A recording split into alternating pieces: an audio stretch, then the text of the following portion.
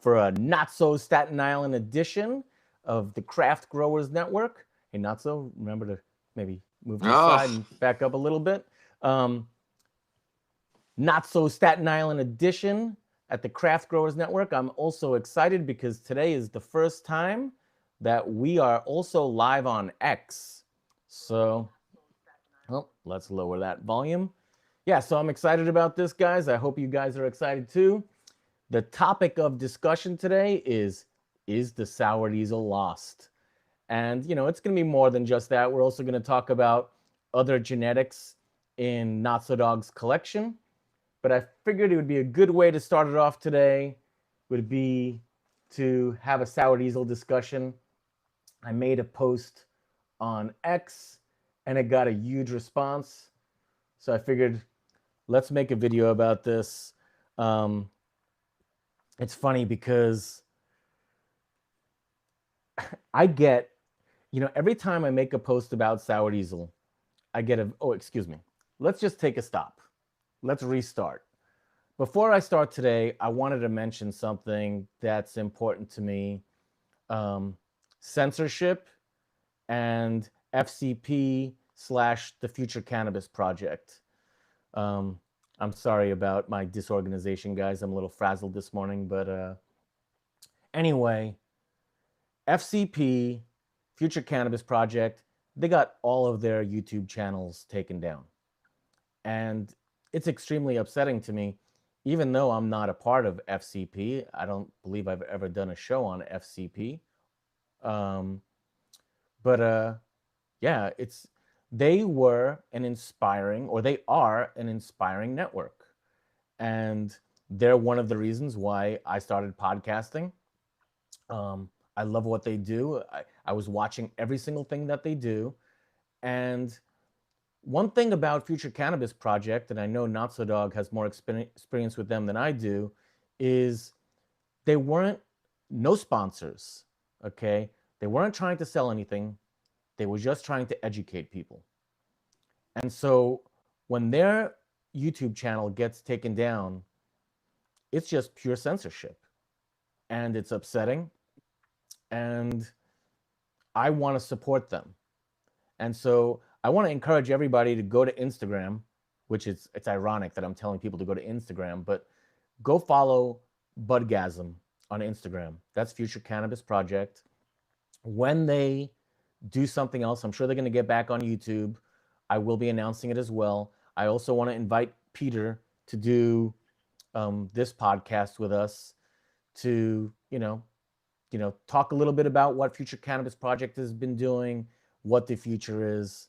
But yeah, like Sword Wielder said, fuck censorship. It's it's just ridiculous, and I don't even understand why this happened. I've been wanting to communicate with Peter to ask him if he has any insight about why they took him down. I obviously do not want that to happen to me, but I kind of feel like it's inevitable. I mean, if they took Future Cannabis Project down, why aren't they going to take me down? You got something you want to say, Not So Dog? yeah. I mean, it sucks, but I think, well, first, maybe I'll just say that I did some shows on Future Cannabis Project. I like Peter a whole bunch. Uh, my podcast host had some issues there, and I kind of fell off a little bit at the end, but I really liked what he was doing, and I liked him quite a bit as a person. But separately from all that, I kind of feel like as much as cannabis is advanced, like that's what keeps happening to us is that from the very beginning when people started gathering online and chatting about weed, we've had this issue that there's various layers of legality or illegality around it or around aspects of it. And so things exist for a period of time and then they get smushed. Like the first online forums I was on, which I was mostly a lurker on because I was terrified of computers at the time. Like just finding me was Cannabis World and Overgrow, you know, and they were tied to a s- uh, seed wholesaler called Heaven's Stairway, And so when Heaven's Stairway got in trouble in Canada, those places both got shut down. And I think what's happened to us, basically, like every so often, people jump to a new medium, whether it was that or whether it was international canographic or whether it was various forums here and there, and those forums would get smushed or they would have issues, and then IG had its 5 or 6 7 years in the sun, and then they start censoring. And it's always a combination of like these companies, because of our status where we're not like on the total up and up. um I think they get nervous, and so they get smushed. And then the other thing that happens, which is quite sad, is um the cannabis space is full of beefs, and little battles and stuff like that. And so one of the things that unscrupulous people can do when they get angry at somebody who's, like, say, running one of these things, is they can report, your page or your thing, or they could complain, or they could over and over and over again do that kind of stuff, right? And and then eventually that gets the ISR on of whatever, turned on your page, and it can just get smoked. And this thing that sucks about all that for people is that each one of those things is like a little bit more like a repository of various kinds of information, or various chats or various threads or various things that might be really informative, mixed in with a bunch of, insults and bull crap and what have you. But and then when that thing gets nuked, it just gets taken down and it's all lost. And so, we're going to talk about diesel in a minute, but like, one of the things that keeps happening with canna because of our status is strains, seeds, information exchange, all that. It goes through a period of regularly getting nuked, and then it becomes unavailable, and then you have to find it again. And so it's like people have to, and some of those information, some of those threads, some of that information, some of those people don't keep posting once that thing happens. And so it's kind of like a time and a place, and they seem like they exist for a while. Like, I have some friends that do pretty good seed business, and they try to be extremely polite with everyone, because the last thing they want is one of their big pages to get nuked from an angry person that'll just be like, well, I'm just going to like report it to YouTube, or I'm just going to report it to IG incessantly until something happens. Because there's pettiness like that. I'm not saying that's what happened to Budgasm or Future Cannabis Project. I don't know, but I'm just saying that, like, traditionally, like, when you look at stuff happening, like, that's kind of what it goes, what happens. Things start getting censored, things start getting removed, maybe something gets shut down, the whole community moves, and then it's sort of like, you know, um, and Future Cannabis Project had a wide variety of cannabis people on there. So whether you were into like indoor growing or outdoor growing or the business side of it or living soil or what have you, they would have, roundtables and topics and all kinds of stuff. So um, yeah, it sucks for them. Actually, it sucks for all of us, because we all lose when this information is gone, Yeah. and I mean, I hate to say this, I hate to admit it, but Future Cannabis Project, they had the best network out there, and I mean, I strive to do better and, to be better. And, I'm not trying to be the best, I'm just trying to do better every day. But um, Future Cannabis Project, I think they were the best. And, And go ahead. one thing that should be said too is that most of these people that put a bunch of time and energy into like making repositories of information, it's mostly for the love of the game.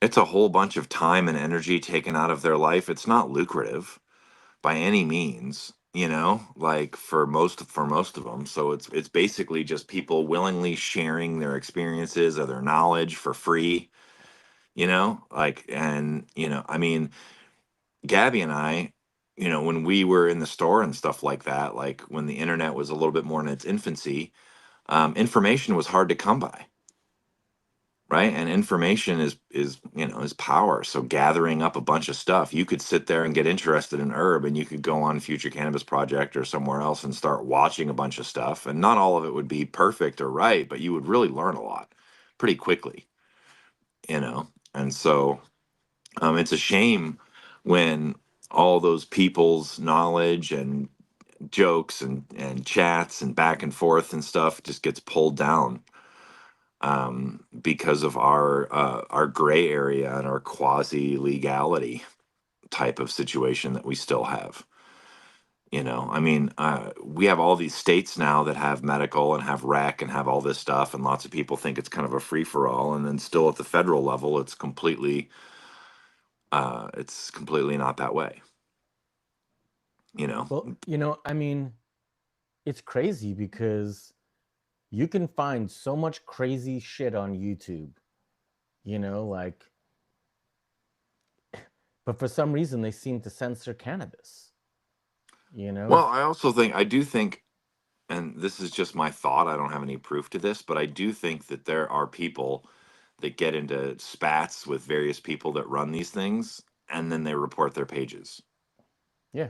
I do think that. I Oh, think it well, I happens mean, it's quite. a I think. fact. This is a I mean, fact. I know it's a fact, but I just think that it's like it, whether it's jealousy or whether it's anger or whether, like, who knows. Maybe might be a wide variety of reasons, but it happens semi often. Like I said, to the point where I have some friends that try to be extremely polite with all of their IG and online interactions now, because they don't want all this, you know, some of them have big pages and stuff, and they don't want all that energy that they put into it to be like erased, which happens, Yeah. you know. It literally happens all the time, and it's upsetting. So, uh, Budgasm, Peter, he's a very good person. I like him quite a bit, What's and the name of his seed company? that I don't know, Is it or it's Daga? slipping my mind. Is it That might Daga? be Daga, Okay. but Well, yeah, he's a everybody do whatever you can to support Future Cannabis Project, Daga, and Peter. He is he's one of the real ones out here that he's not doing this. He doesn't do this podcasting for the money. I can tell you for a fact, this podcast, it's a financial drain, on all of us. None of us are getting any money from this. We're doing it because we love it. Um, and like I said, I never even see them promoting Daga. I don't see him promoting his business ever. You no. It's know, it's almost it's like almost like the he has a business where he sells seeds, but that's not what they're doing on Future Cannabis Project. no, no. And it's that's almost like it's almost like you need side hustles or projects to fund, and the thing is like, what Gabby and I are doing right now, it's like, Peter would do a lot of shows, so it Yeah. was exponentially more time, more planning, herding cats, essentially trying to get various growers and various people and various all lined up and all on the same page at the same time and stuff. And the yeah, for the love of the game for the most part. So um I don't think it's going to stop happening, sadly. And that's what sucks, is when you see something that's been built up over quite some time, you know and then it gets trashed, you know I mean, I suppose there's some hope that it gets reinstated, but maybe not. So I want to tell a quick story before we start going to the sour stuff. So there's a company that I used to work for. Okay, they're a licensed company, and they ripped me off for thousands of dollars. And for some reason, Instagram keeps like suggesting their posts. What's happening is they advertise. Hmm. Okay, and number one, they're advertising. So they're a licensed company, and they're advertising illegal activity that they do, which I think is shocking. And all my Instagrams get taken down, and then these guys are just, blatantly advertising sales. And I'm gonna admit, it went through my mind like, should I report these guys and get these guys taken down? Because I fucking hate them. They They owe me so much money that it would really help me right now. Mm-hmm. Sure. But I can't do that. Even though I thought about it, I admit it. I thought about, like, hey, you press report. If they see these posts, they're gonna get taken down. But you know what? I'm gonna let their karma take care of them. I'm not gonna be the one to rat someone out, even if you know I think they deserve it. It's not like just a beef, right? It's not like, oh, I just don't like these guys because of my competition. These guys really did me wrong. But, you That's know, it's actually an interesting point because we all like we come from the shadows type of thing. And it's obviously like, ratting and all that. There's like a whole like lifetime of you should act this way. And then we kind of went legal and the behavior just dropped through the floor and people started acting shamelessly in all these different fashions and robbing and hustling and stealing and this and thatting and then being like, oh well, even though I did that, like it's still shameful if you say anything about it I you think know it is. I still think it is. That's why I'm not ratting these guys out, because Yeah. I'm just not a rat. And how does it help me in any way? Right? Like, I mean, not that that should be the standard, but like, what? I'm gonna feel better because I hurt these people? So yeah, I'm not a rat. I hope everyone listening here isn't a rat. Don't report people's Instagrams because you don't like them. Okay? Like, I had this happen to me with my Instagram. It was fucking crazy. So, I wasn't even being reported for cannabis. I was being reported for supporting terrorist activities, including crimes against children. That was the most common thing that I'd get reported for. And the Well, reason some why people, is, go ahead. yeah, because it will get them shining on you stronger. If you just say, "Oh, maybe it's cannabis," maybe they don't care. If it's like, "Oh, Gabby's exploiting kids," maybe they'll care and take a peek, and then they'll just kill. Like, Well, let you me know, make let me make a slight retraction. If someone is hurting people, if someone is hurting kids, fucking rat them out. That I don't even consider that ratting people out. no. Well, You ratting know, is, yeah. I mean, ratting is what? well, it, uh, I would not classify protecting children as ratting ever. Yeah. If you're protecting children from harm or protecting children from future harm or exposing like people that have hurt, like that, to me that's not ratting, that's just you know but it's like it's a slippery slope that gets exploited a bunch, and a bunch of legal cannabis does a bunch of shady stuff in all kinds of ways, and then they expect everyone underneath them to like, and it's like ratting came from like you know, you don't want to like rat someone out, for doing something illegal or whatever. That's pretty shameful. But like, what if they do like wage theft? Because now that there's all these legal licensing things, there's all these companies that do all this extremely shady stuff. You know, um, You know. I know very more. Dude. Gabby and I were just talking about it the other day because I mean I don't even want to get into it, but yeah, I've had you know, not the greatest. Hasn't been the greatest thing. I Um, mean, I think, like, there's a line, right? And if you got a beef with someone and it's, don't rat them out.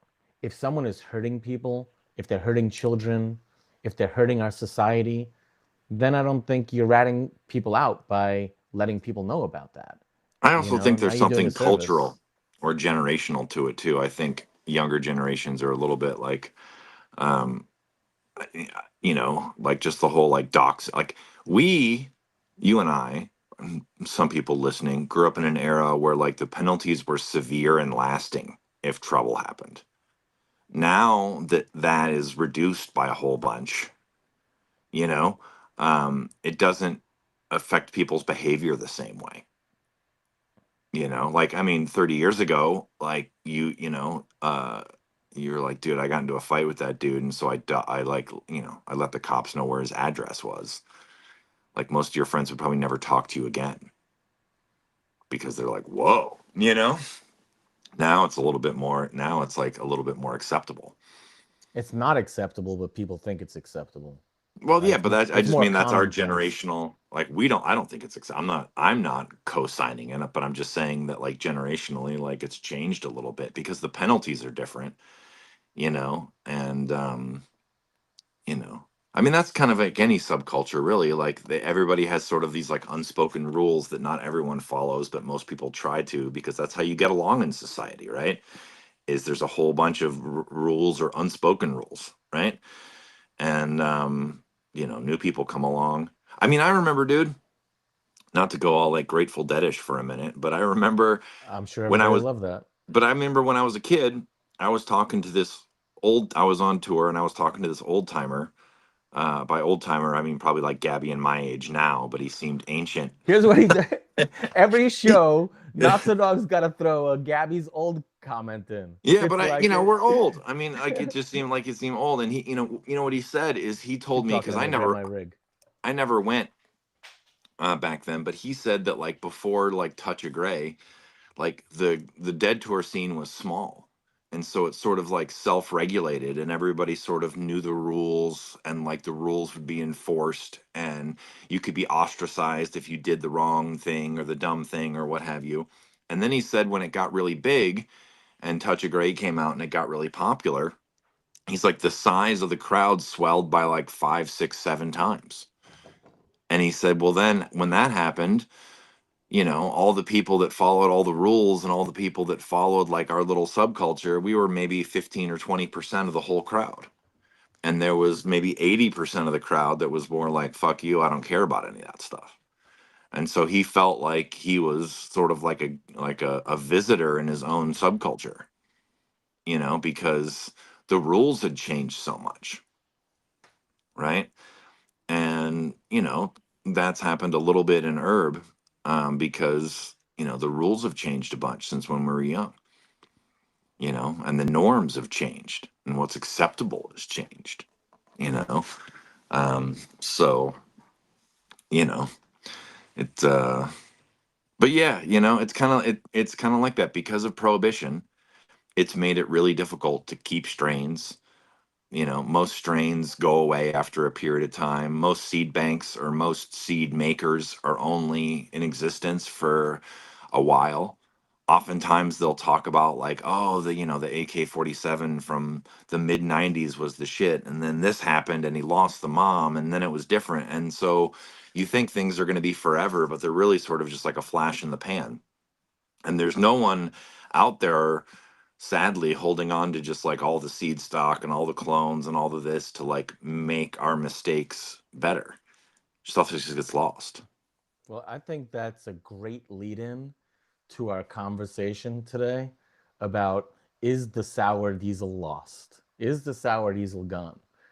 And it's so funny because every time I make a post about sour diesel, it's inevitable. Someone's going to say, the sour diesel's gone. The sour diesel's lost. Somebody once made a comment on my post that said, the sour diesel has been lost for 20 years. And I'm like, man, I'm thinking to myself, you're such an idiot, because 20 years ago was sour diesel's heyday, you know? Mm-hmm. And then, I had this one kid tell me, and I said, kid, he said, yeah. He's like, that's not the sour diesel. And I'm like, how old are you? And he's like, I'm 33. I'm like, bro, what do you know about sour diesel? Like, you were a kid when the sour diesel was making its heyday. And Yeah. so it's just, to me, it's hysterical when people say the sour diesel's lost, and I made a post on X, and I said, I should look it up so I can quote it properly, but I said something to the effect of, let me just read it. I said, where is this? You're right. The real sour diesel's been lost for 20 years. And the amount of comments I got, it got 160,000 interactions. And to make it clear, my ex, I had no followers. Like prior to this post, I had like 150 followers on X. X wasn't doing No, anything for me. And now I've got like, I don't know, I think like 1,500 followers on X, and that post had 60,000 views and all these interactions. It's sour diesel. People are just crazy about it. And I mean, there was a time for a number of years where it was by far the strain being grown the most in America in terms of volume.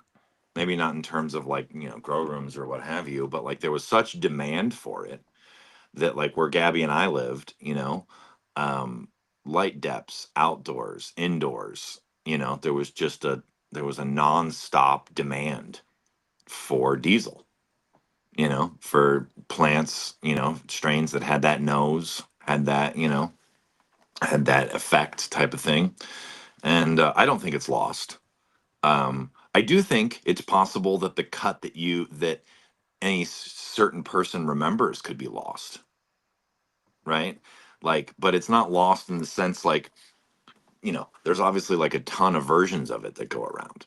Now, is it the exact one that you remember? Is your memory really all that great?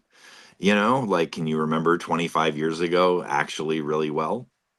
Um, you know, uh, I have a really good buddy of mine who lives down the street from me, who there was a few diesel cuts that came to Mendo early. I got one of them. He got actually a different one that was like more sativa, lighter, featherier, a little bit like looser type of thing. And that one I think it might not be lost, but it's lost to us in the sense that we can't find it, you know? And I think that people need to, when people talk about that stuff, they should realize that like it was never just one cut. There was there was a cut, and then there was early bag seed, and then there was a group of friends that had seed from the same exact, mistakes that the sour came from, you know. And it's been 30 years now, 31 years now, or something, or give or take, since it's been popped. And I think like talking about Kush for a second might be like a good example, right? Just in the sense of this is that Matt Bubba and Josh D brought one cutting of what we know as Kush to Los Angeles in the mid 90s. And within 15 years, there was something along the lines of 20 plus named Kush cuts floating around Los Angeles, right? Name changes, renames, bag seeds, S1s, all these different things, maybe even a few other versions from Florida popped up. And so it went from anything that gets super popular and there's like money and rep behind it, like it grew from like a cutting or two into like a whole family. And that's what sour did. Sour might have grown from a cutting or two into a whole family. And the origins of a lot of it get murky because there's money and there's lying and there's rep. I mean, there's also like, I was joking the other day with a friend where it was like, we should gather up all these cuts and grow them under a single ended Hortilux, like using 3-part, like in some peat moss perlite, or maybe even some like grow rocks and some bubbler buckets. Because like one of the things about diesel that's interesting is it is one of the most environmentally sensitive plants I've ever grown, right? And so even if you had the same cut, if you were growing a cut under a Hortilux HPS single ended in a hydro setup from General Hydroponics using 3-part salt nutrient growing in a hotter room, um, it's going to come out different than if you're growing it under LED in a perfectly controlled climate on a living soil bed. I mean, I remember they'll remain nameless, but there was some customers of Gabby's store that were he became pretty good friends with.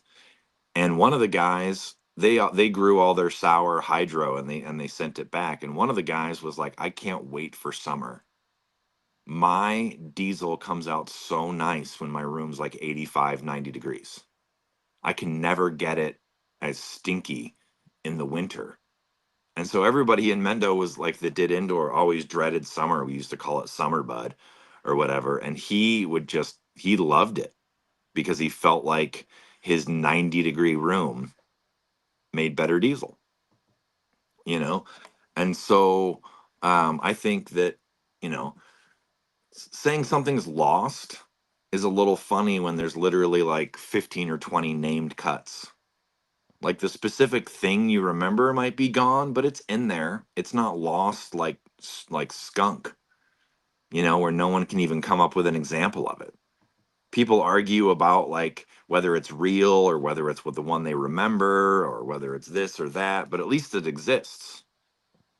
No one's even shown me anything that smells like super skunk in forever. Like it Well, just there's not even an example of it. mm, If I someone could come to, like, if someone could show up with a fat jar of just absolute rank skunk, like at an event, people would flip out, you well, know? I have something pretty nice. I have the skunk piss, and I've given it out to some testers, and I've gotten some rave reviews on them. Is it the original skunk number one? No. Is it skunky as fuck? Yes. So, but I want to get back to something that you said Mm, about like it was lost to, some people. Is this exact one lost? So, first thing is, I remember back in the day, you were growing the LA, mhm. and you would sell it as the LA, and then people would turn around and sell it as the sour, All of them. They right? would all change the name. Right. Now you wouldn't sell it as the sour. You would always No, say this is the LA. this is the But then, headband, this is LA, yeah, if and they it would flip it. if it was sour enough, they would call it the sour because that's what they could get, sell it easily as. And so, this has created a bunch of confusion. To be honest with you, it was like the original lemon cherry gelato. Because, like in recent times, everybody wanted lemon cherry gelato. So they would just slap that name on the weed, whether it was Yeah. lemon cherry gelato or not. And that's what people were doing back in the day with your LA and probably tons of other shit. If it could pass as sour, it was called sour. So a lot of people think they know what the sour was, and maybe they never even had it because what they were getting was just something that somebody was passing as sour diesel Oh yeah, and then people would come to Mendo looking for that sour, you know, because and it's the bomb. because it's the bomb, and it was funny too because it's like there was this sour cut that Mean Gene used in his root beer, and he kept trying to find it and kept trying to find it, and he could never find it, and he kept collecting all these different sours, and it was the wrong one. And then I ended up at an event with him one day, years ago now, and I cracked a jar of the LA and I handed it to him, and I was like, "What do you think of this?" And he's like, "Oh my god, that's it." But he had gotten it as sour. And then when he lost it, he kept getting back different sours, and it wasn't. It was the headband. It was, it's obviously something closely related, And I mean, the thing that one other thing I think I should mention. We're going to talk about the LA for a second. Is that I have a buddy of mine We're in going to talk Maine. about the LA a lot today. We're going to talk Well, I about just it mean more like and more. I have a buddy of mine in Maine, right? And he'll remain nameless. I could name him if he wants, I suppose. But for the moment, he'll remain nameless. And he hit me. He grew the LA a couple times indoor, and he was like, "Yeah, it's pretty nice. I like it. And then he grew it. Then he grew it sun grown, right? And he hit me up, and he's like, "This tears my head off. I can't believe how good it is. Like I cannot believe how good it is." And it was like so much better than ins. And so one thing I think I should mention too is that um, back in the day, if we're going to talk back in the day, right? Gabby can attest to this. No one gave a shit what the name of it was. What the broker wanted to do is you had some contractor bags of sour. You had some units in there. He wanted to open that thing in, stick his head in there, and he would often look up and be like, "This'll work." it didn't mean they wouldn't, like, take some turkey bags out and look through them and make sure the consistency was nice and this and that and everything else. But it was like nobody cared about lineage. Nobody cared about what the name of it was. They cared that it smoked well, that it had the nose. If it had the nose they were looking for, that's all they cared about. They didn't want, oh, is this the Amish? Is this the Shroomy? Is this the ECSD? Is this the New York City D? Is this the No, it just needed to work, right? And I think like the all the lineage, like, so nobody cared about the lineage. People just cared about the quality and whether or not it had the nose to it. The lineage was like irrelevant. Like the sour diesel that I got helpfully came labeled sour D. That was it. There's no sexy backstory to it or anything like that. I had no idea, because back then you kind of didn't really care, you know. And it was almost like when it got popular again right before COVID, that everyone wanted to know the year, the lineage, the chain of command, all this different stuff. All of a sudden, all these names from New York started popping up that never even existed on the forums, like the Catskill cut, the Albany cut, the Weasel Diesel. Like The like wing wang. Gabby is friends with Weasel. You ask Weasel where the Weasel Diesel comes from, and he's like, I don't know. He's like, what You the fuck know, is that? Or the Hunter Mountain cut. he's What like, people it's started not. doing, they attached his name to a cut that has nothing to do with him. Yeah, and you ask him, and he's like, "No, that doesn't trace back to me." But it's like, and so there's a certain amount of like marketing that goes into stuff, and then that makes it difficult because everyone wants to try the original thing that they remember, and so they grab, some cut, hoping it's what they remember, and then they grow it differently. I mean, I didn't actually jump in the comments because I didn't want to argue, but I was on a Discord the other day where there was this guy that was talking about, some sour he got from Gabby and how it was the closest thing to sour that he remembered in 20 years. And there was another guy that was like, I got that same cut from him. It had no flavor. It was kind of boofy. It definitely was not it.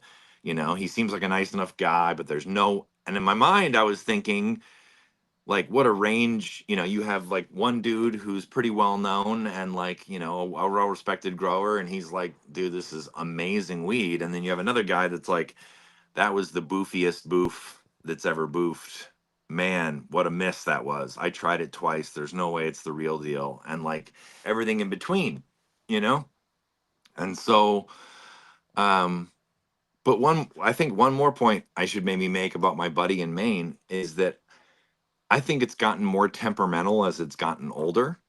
And I think a lot of the sour that people remember, okay, was sun grown. Dude, one of the That's a most really common good point. comments, one of the most common, because he literally called me up. He was like, this LA you got, it's pretty good. And he grew it a couple times indoor. And then, like I said, he did it last season outside. I can't remember if it was full term or he did some depth, but he did it outside and he hit me up and he was like, it's almost like a different plant. Oh my God, it's good. And Gabby can attest to it, but like in the height of the garden spot, like in the height of 215, when, sour was sort of king in our area, people were coming out all the time hunting diesel, and like there was not enough indoor by any means to supply the demand. And so many, many, many people did depths and full term of sour. And one of the most common things I would hear, okay, is, can you trim your depths to look like indoor? Because I'm going to sell it as that later, right? And so I think tons of Fakers. people, huh? Like, Fakers. yeah, can this outs pass as depths? Can these depths pass as ins? Oh my God, these depths look so fire. They're going to go for ins easy. And what that meant was that they could get it by us at the depth pricing, and then they could move it back where they were from at the end pricing, which was a pretty big gap. And so I think lots of people were confidently getting stuff that was in, that was actually sun grown, you know? And And like you said, the sour turns out very different when grown in the sun than indoors. Gabby used to tell this thing. tell people this at the store all the time, but and I repeat it because I believe it very strongly. The sun is by far the best light. It doesn't mean like there's all kinds of other disadvantages to greenhouses or outdoor, your weather or climate might not be good. You can't control things nearly as well as ends. But there is no indoor light that's like the sun.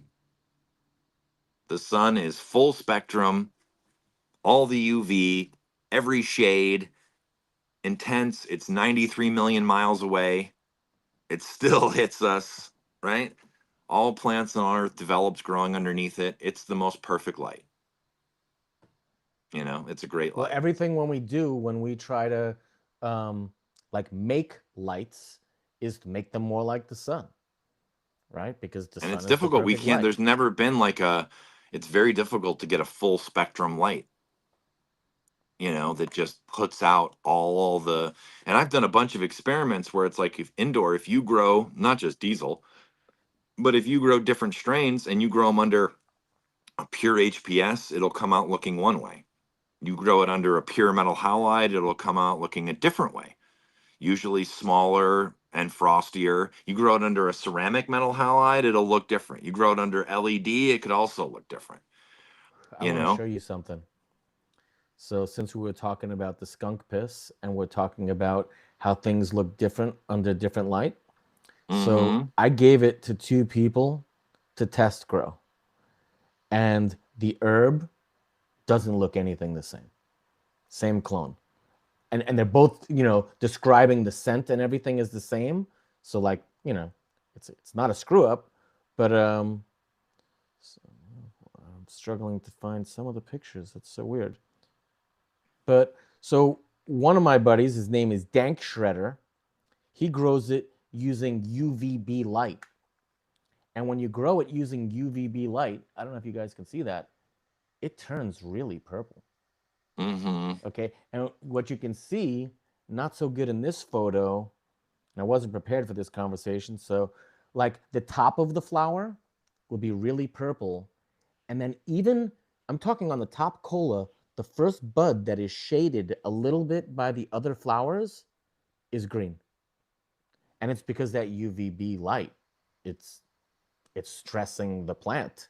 And And so, like at first when I was talking to him about it, like I felt like he got a little upset when I said to him that, I was like, that plant looks stressed. Um, but he actually knows that it looks stressed. And the thing about it is that um, a lot of gardeners are trying to stress their plant to get a desired feature. I mean, like crop steering is all about stressing your plants. yeah, And one thing about the UVB light that I'm interested in. So I do believe, like you said, can't do better than using the sun, right?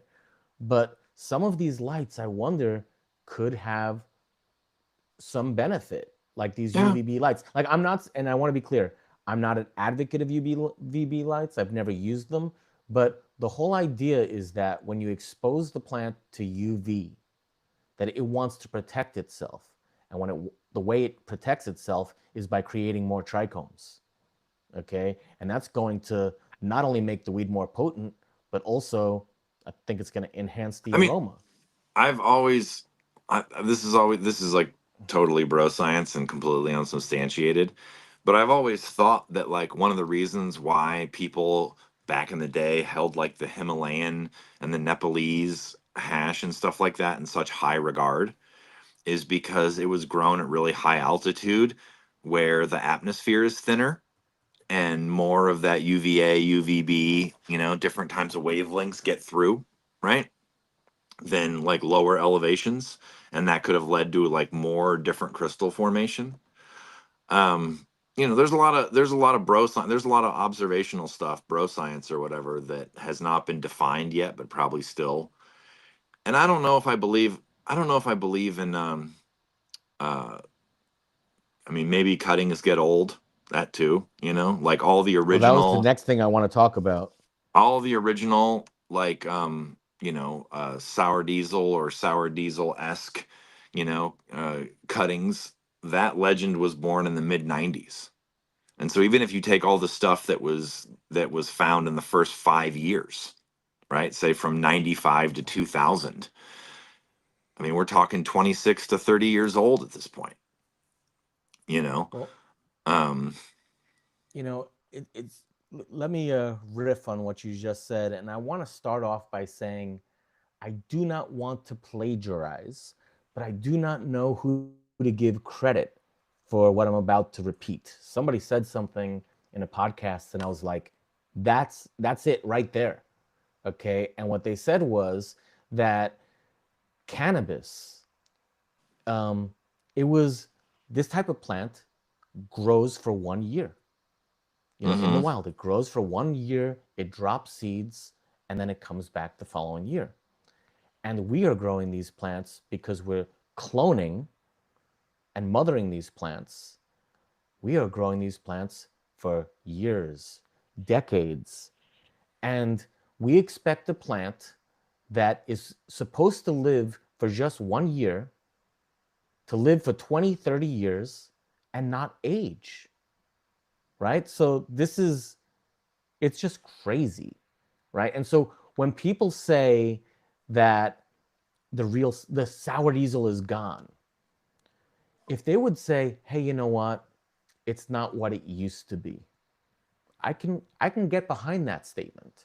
But saying the sour diesel's gone, it's been gone for 20 years, it's just not correct. And the reason why it's not correct is because some of us have held this cut in their circles for many, many years.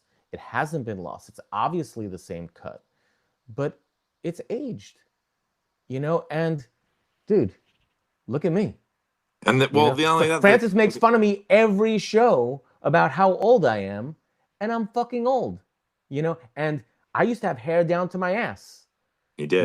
Now, if I don't fucking shave myself, I look like Mr. Burns. So my lady says I look like Mr. Burns. So I like, we expect a plant that was supposed to live for a year to live for decades and look exactly the same. And nobody here looks exactly the same as they did 10, 20, 30 years ago. You just don't. Now, some of us age better than others, right? You look at some people and you're like, holy shit, they look just like they did, 10 years ago, whatever. And, let's be honest. When we say that, we're just saying they look really good, they're aging well. But if you look at a photo from 10 years ago, they don't look the same. Yeah. Nobody looks the same 10 years later, And so, for instance, something that I think is really surprising is that the Chem 91 has aged really well. I mean, for a plant that was so difficult to grow and such a bitch, okay, now we're growing the same plant today. And in some ways, it's growing better because we've got more cultivation skills. And the flower on the 91 that I'm seeing today. So there's this guy, I want to give him props on the podcast. His name is Killer Bees. Mm-hmm. And he was growing some 91 and documenting it on Instagram. And I was like, holy shit, that's like the nicest looking Chem 91 I've seen in like forever, you know? And, I asked him if I could buy some from him, and he said no, but he gave it to me, and so super generous of him. And I got to smoke this weed, and I swear that was as good as any Chem 91 I have ever seen, ever. And so the Chem 91 has aged beautifully, and the sour diesel hasn't been as graceful. Now, having said that, I'm smoking the sour diesel right now. Oh, before I go too much further, I'm probably gonna get really high today. Okay, and I've been telling myself I gotta smoke less. I've been getting so fucked up on these podcasts that like the last hour, I've just been like a little bit Cheese. Yeah. yeah, I've been in a fog. But you know what? Because this is the sour diesel episode, and I got some fresh oil from my friends at Earl Hill. I'm gonna get fucked up. Yeah. But I mean, so the bottom I line is, wait, let me say something. This is important. I don't want to forget it. Okay. Um, when your lady ages, do you still not think she's beautiful? Okay. Yeah. Do you say that's not my girl because she's got a couple of wrinkles, or it's like I've been with my lady now for 10 years, and when I look at her, she's the most beautiful woman in the world. And like, yeah, we've all gotten older, but like it's more than that. And so as far as the flower, if you like sour diesel, there's still a ton of like pleasure that you can get out of smoking these sour diesels. And to be honest with you, like this sour diesel that I'm smoking today, I think it's far better than a lot of sour diesel from back in the day. Like, to give you an example, I used to work at a farm. I used to manage this farm, and they used to make us cut it at 8 weeks. Yeah. Because the bottom line is, if it smelt like it was the actual sour cut, it got sold, right? There was a And lot of so dudes that would do it at not like the whole idea of like as soon as the nose allows it to go, you as know, soon as it doesn't smell green, as soon as it smells you sour and you not can green, you right? can take it, and there's always been those types of considerations that go into things. And I also think too that like one of the things I think that was so like revolutionary about diesel is that for a lot of people it's almost like the Beatles in a way or something. Like for it was just so much better than the weed they were getting at the time, right? That it just like massively stood out, I think. And now there's a plethora of amazing strains, and there's never been a time when it's more accessible to get stuff from people. And and then I don't actually like one of the things I've learned about trying to report on history from herb is like how unreliable memory can be. Different people remember different parts of the same story or remember different histories differently and stuff. I think if I recall, I think I got the LA. When did you open the store in '03? Oh, two. '02. Okay, so I got the LA before Gabby opened his store. So that would have been either '01 or '02, early '02, right? So let's say I've had it roughly a quarter century. I still think it's fire, but it's definitely a lot more temperamental than that first 5 or 10 years that we had it. It's more temperamental. Hey, can I stop Like, you real fast? huh?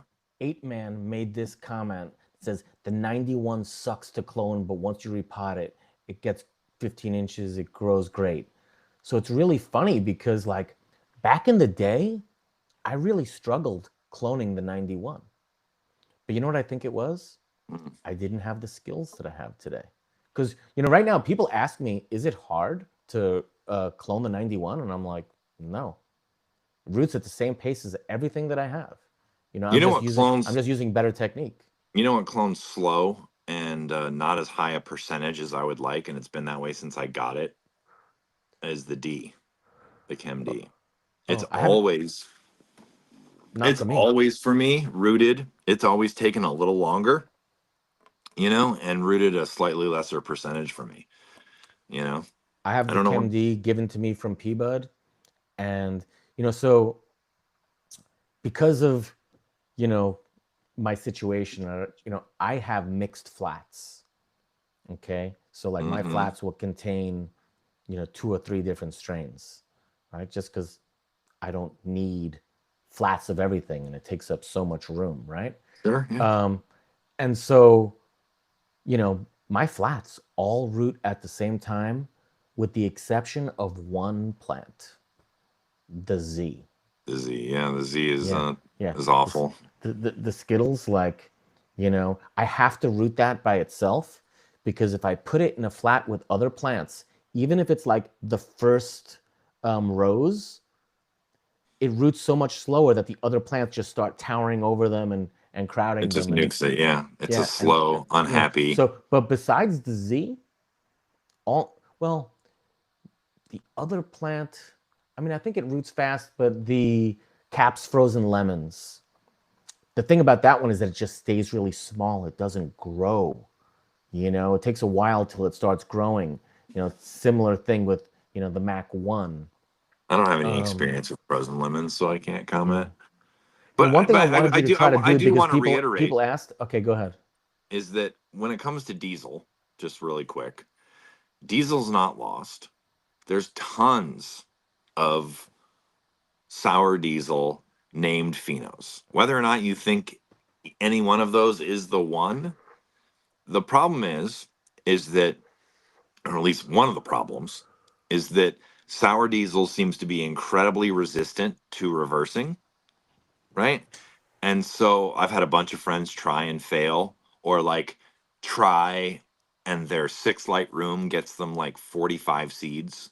So of course they don't sell any of them because like they keep, so so basically it's like a lot of people ended up using ResDog's BX2 just because it was an easy pollen source, right? And nobody wanted to make their own.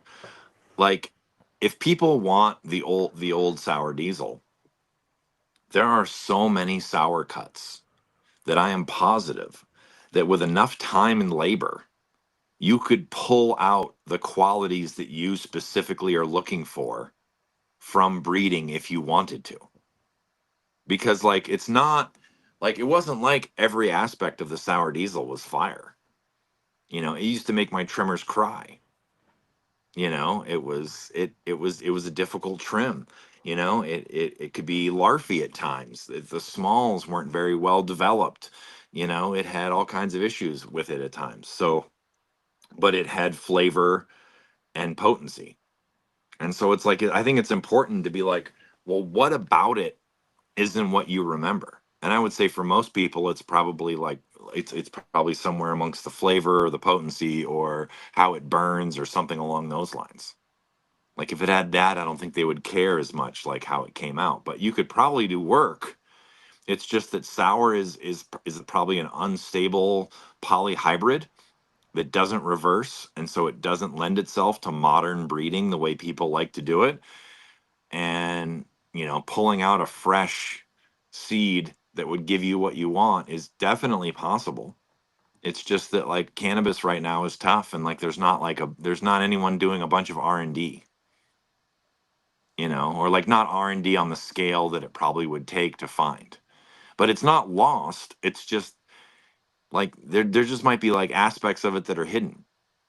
And like I said, I mean I know people, I'm not trying to like poop on LEDs or living soil or anything else like that, but like if you take a plant that was mostly grown in a completely different set of inputs, foods, growing styles, lighting, room, all this different stuff, and you change all those parameters, and maybe you're even changing them for the better, but then it comes out different.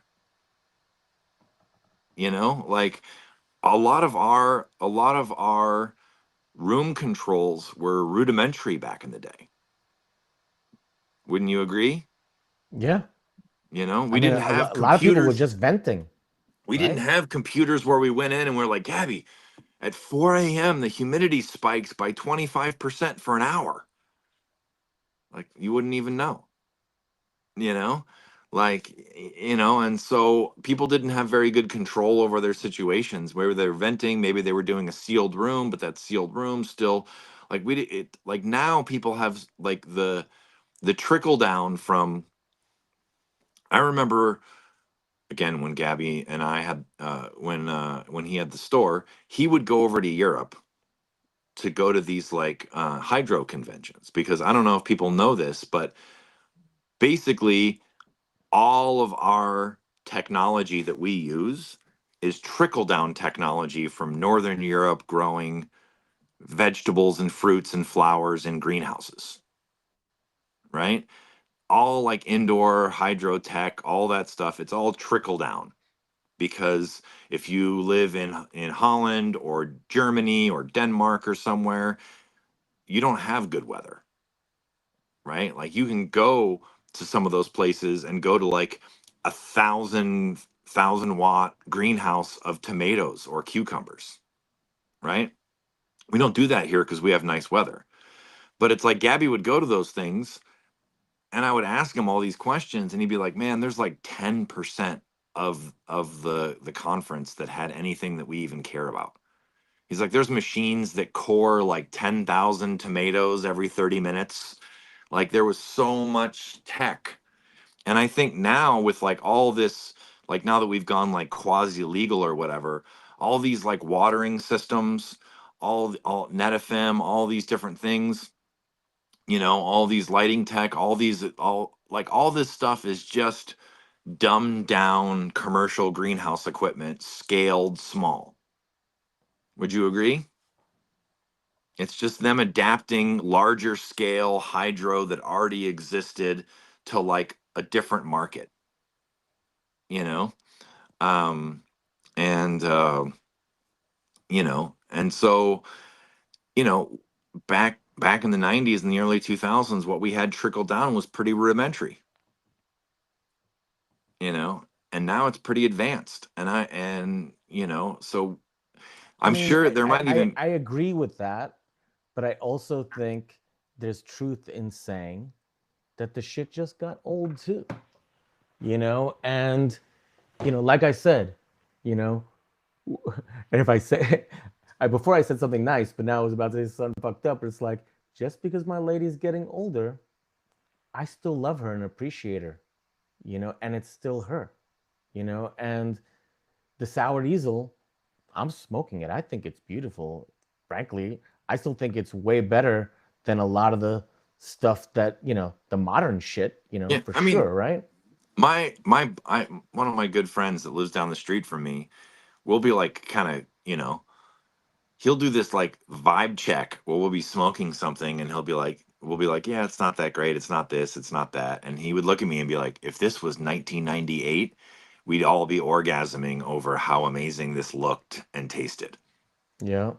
And you kind of forget, like that aspect of it, and that We forget how much shitty sour there was back then. It wasn't all that good. The reality is, I think there was way more shitty sour than good sour because it didn't have to be good back then. People would sell their sour at ridiculous prices, and it was trash. So like I said, I think this sour, it's not as good as the best sour ever, but it is better than most sour yeah, was. I mean that You a lot of know? people respect crazy, like what you just posted, Crazy Composer. A lot of people, he posts lots of nice photos and he's organic and he does a really good job. And he was actually the one, I wasn't going to name him, but he was actually the one that was posting that, like, Gabby Sour is like, you know, uh, one of the realest smelling, realest looking diesels I've seen in forever. I have super high hopes. And then literally 10 minutes later, I was reading on a Discord about like how it was like uber boof and he tried it twice and it had like no redeeming qualities. And it didn't mean that Gabby was a bad guy. It just meant he was led astray with this cut. And it definitely wasn't the real thing. And in my mind, I was like, man, you've got one guy that's like, this is like so far off of it. There's no way that it could be it. And then you've got another guy who was there who was like, man, this is as close to it as I've seen in a long time. And I read those two opinions within the same like 20 minutes. And so, I think what confuses it too, sadly, is like money and hype and all this different stuff. Where as soon as there was a bunch of money or rep involved in like the original sour diesel and who had the real deal, Holyfield, and who could charge more for it, the zones started getting flooded with sour cuts that people were trying to like make loot off of. Like we were saying, like I'm not saying any of these New York cuts are not real or anything like that. I would never say that because I don't live in New York, so how would I know? But I can say that like when sour got its first wave of popularity, maybe the second wave, when sour like really hit like the West Coast and it was like really booming in the mid 215 era, like there wasn't Weasel Diesel, Hunter Mountain, Catskills Cut, Albany. None of those names even existed, like at all. And then when Sour got popular and everybody was after the real deal in like 2017 or so, all the sour diesel cuts that came out all had a New York tie or an East Coast name or a tie back to the original guys. And there was all these people that were like, "Oh, I trace my sour back to 95. My sour's that 95 sour. You can trust me." And then Manny, who popped the sour, came out and said, "I popped what I named sour diesel in spring of 96." And then all the 95 claims went away and now it's 96 diesel. Yeah. And so there's a human element to it too, where it's like people want nostalgia, people want to be reconnected with what they know. I mean, it's the same thing with, I did a grow off of like 8 or 9 different diesels, trying to figure out which one was mine. And I'm like, oh, I'll be able to attach a name to it at least. None of them were mine. And then I've done a grow off where it's like people claim, for instance, there's like half a dozen Kush cuts that people are like, this is the exact cut that Josh brought to Los Angeles. The 92 OG, the 56 headband, the original Ghost, the, the this, the that, the what have. There's like, there's half a dozen of them. And I've grown them side by side, and they're not the same cuts, but they all claim to be the original, real 100%, you know, and could one of them be? Sure. But they can't all be because they're not the same, you know? And that's one of the things I think of too, is like when it comes to when it comes to things that are environmentally sensitive, right? Like diesels, the only way you're really going to be able to tell is if you grow them all in your situation, at the same time, and then you can see differences. But those differences are just like within the parameters of, like, you might grow something on under LEDs and living soil and this and that, whatever, and whichever one comes out the best, you think that one's the realest. But someone else might do the same experiment with different grow styles, and a different strain responds better and comes out more the way they like it, and they're convinced that this other one is the real deal. You just drop your joint. I did, and I was like thinking I was going to burn my floor. Um, but what I was going to say is that I have, I think I have 5 sours now. I have the AJ Sour Philly cut. I have the cut that I call the original, which isn't really the original. It's just the one that I've had in my circle for the longest amount of time. I mean, when I say it's the original, I don't know. It's just the cut that we all had. One thing back in the day, Francis, you know, everyone had the sour diesel. It wasn't like something that was hard to get a cut of the sour because everyone had it. So like you could just always get it from somebody else, you Yeah. know. Um, but so I have, let's see, the AJ Philly cut, the original sour. Then I have the I recently acquired the AJ Purple City Genetics 2004. So that's the cut that they say they've had since 2004. That's the way they name that. I have the Notsodog sour, which we are going to talk about that later. And then I have the new one that I call the Gaby Staten Island, which could be I think I've said it in the past. It reminds me the most of what I remember from back in the day. And that's the original sour. So it's very possible that the Gaby and the original are the same, but the Gaby's gone through tissue culture. And actually, the original has now, but we haven't pulled it out yet. Um, but yeah, so I have 5 different sour diesels. I keep them all because I still haven't decided, and I feel like I still can't, even if I figure out that the original and the Gaby are genetically the same, I don't know if I should get Oh rid of yeah. it because there's been epigenetic changes, which is something that, you know, it's basically just like saying age, but like for instance, if you have twins and one of these twins survives on a very healthy diet and exercises, and then the other one sits on the couch eating fast food, you know, these people are not going to look the same, 10, 20 years down the line. And some of these things that happen can be permanent. The damage Hmm. that you can do, by not caring for your plants, can be permanent, right? So um, that's what epigenetic changes are. It's changes that happen to the plant due to age and the way it has been grown. And so I don't know. I kind of lost track of what I was saying. Well, then I'll jump in. Go ahead. I've got some stuff hanging right now, which kind of ties into what Gabby was just saying. Um, when and we'll skip over that mostly, but when Gabby and one of our old friends got into their sort of like little internet beef or just or Life battle beef. over life beef over the dog, um, it ended up that a whole bunch of people that had it decided to give it to Gabby because they thought it was bullshit that he was the guy that brought it to the West Coast and he was really the guy that spread it around and now he would and so he ended up getting a plethora of people sharing stuff with him, right? And so I was curious and so I took all the ones that he had been given and I grew them side by side, right? They're hanging, so we I don't know And did much you have? yet. I don't think you had them all. I think you had a couple of them. I don't think Three you of had them. them all rooted. Yeah. Yeah, three. I You th- had. I You think. had.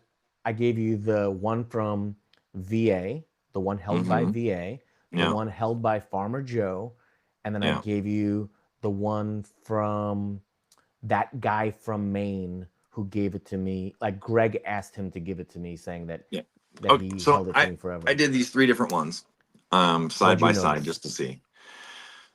Well, I mean, probably in 2 weeks or something like that, I'll have a way better idea. I could say visually what I noticed is that I am sure they're all the same cut. I've grown the dog hundreds. I mean, like enough, for long enough that like it's they're all three definitely the dog. They're not like but what was interesting is some of them, one of them, I can't remember which one it is at the moment, stayed pretty green. One of them did like the classic, what Gabby and I always talk about, where like the leaf starts to rust and the families start to eat themselves and it starts looking. The weird thing about it is even when like it starts doing that extensively, the bud itself always tended to be fine. It was just like all the leaves and everything like that started looking funky. So one of them stayed healthy. One of them looked exactly how I kind of expected things to go. They were all fed the same. They were all in the same under the same lighting. Everything was the same. And I'm positive now that they're the same. But what I'm interested in is, did anyone's version stay healthier?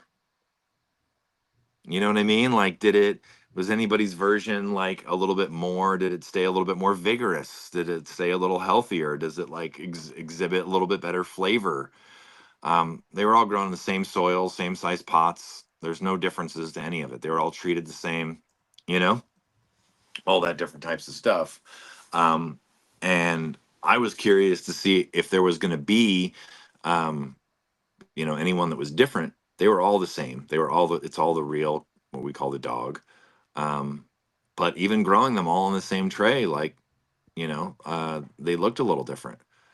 Um, Well, so one thing that I know but you're not pointing out is the one that is from Farmer Joe. I received that in tissue culture. mm-hmm, So that one has gone through tissue culture. It's the cleanest. You know, I'm not certain that, VA, I know he does tissue culture. And so I can't say if his was tissue cultured or not. I've never talked to him about it, and we don't talk.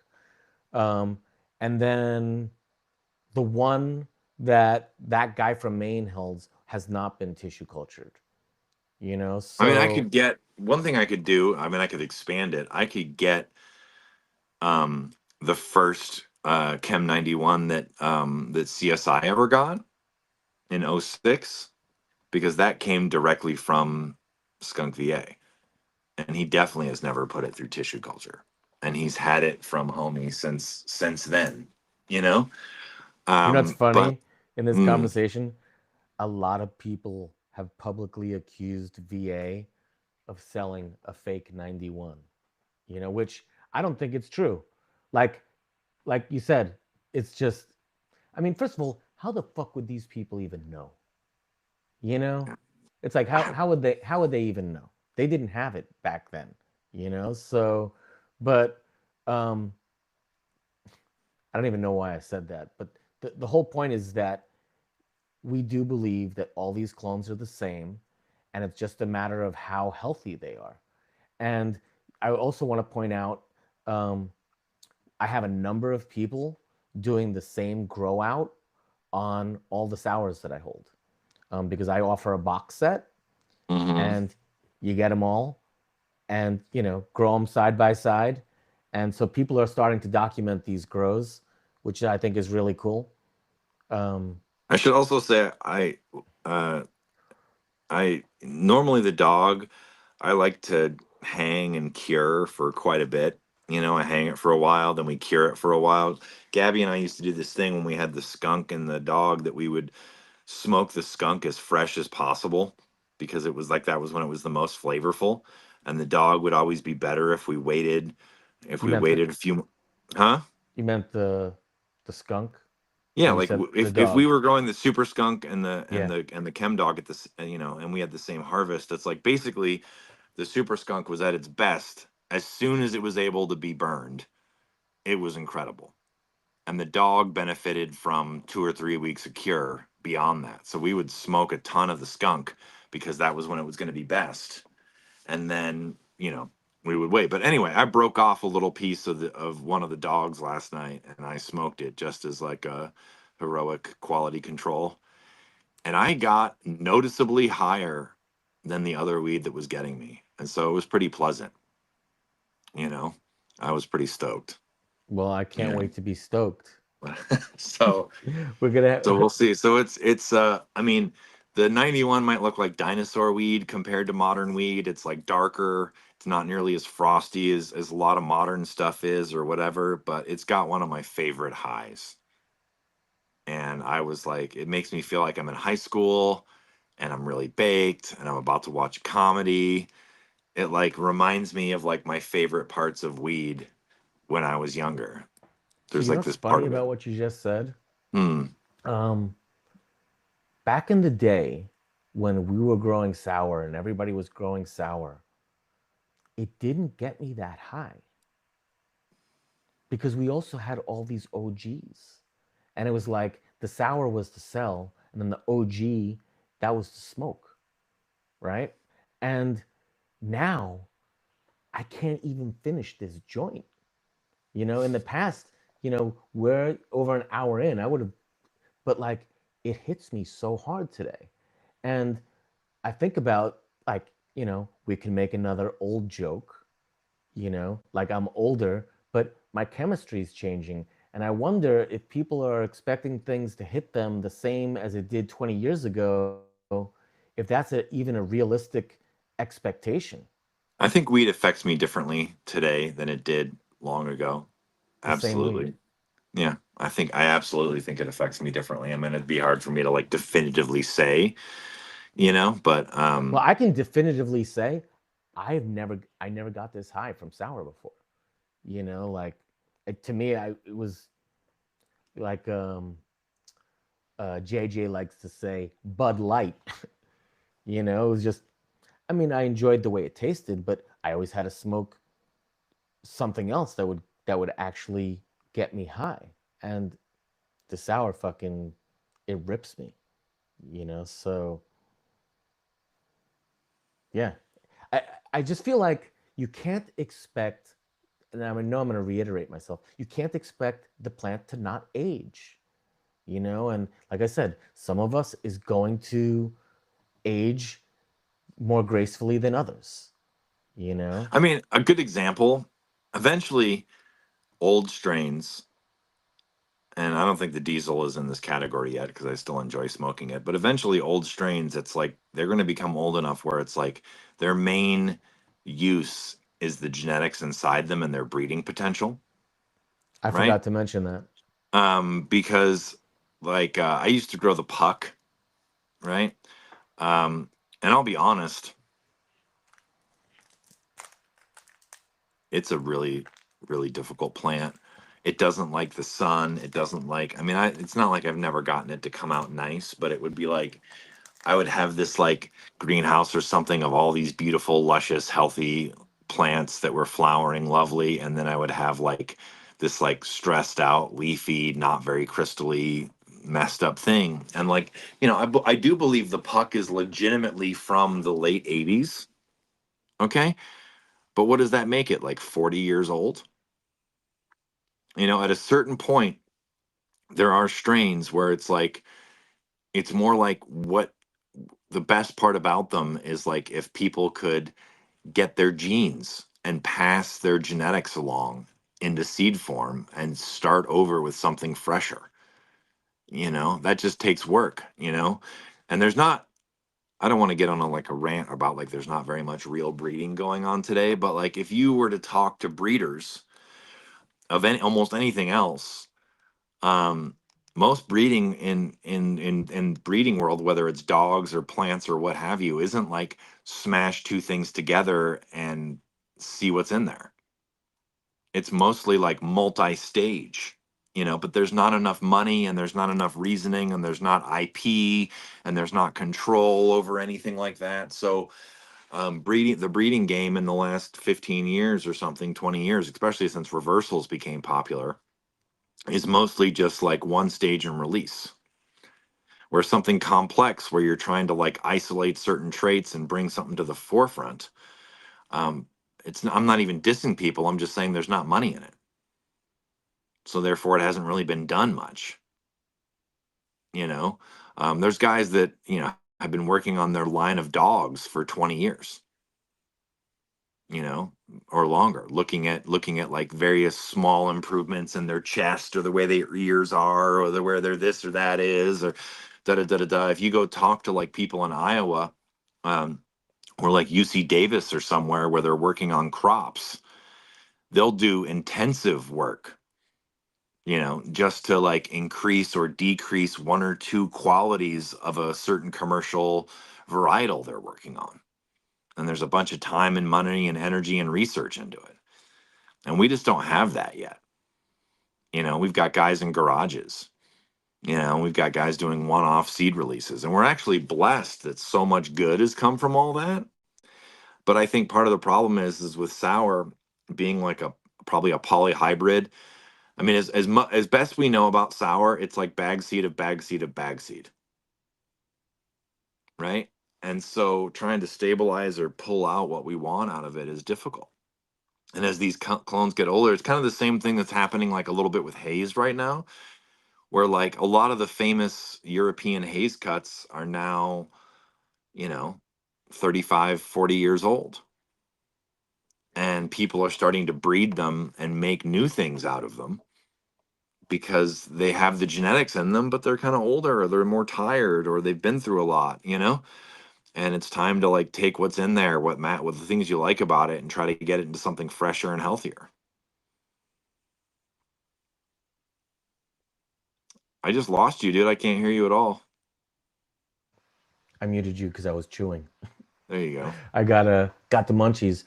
Is it possible that we have Greg McAllister in the chat? I have Seattle no idea. Greg? I can never see the chat when I'm talking to you, so I have no Mm. idea. I mean, I I'm just not sure if that's somebody that has his handle or if that's actually him. So let us know. If it is you, then reach out to us so we can have you on the show and not just in the chat. Yeah. So something that you mentioned, which is super important, is why having like a true sour cut is like the biggest value in it is in breeding. It's in breeding.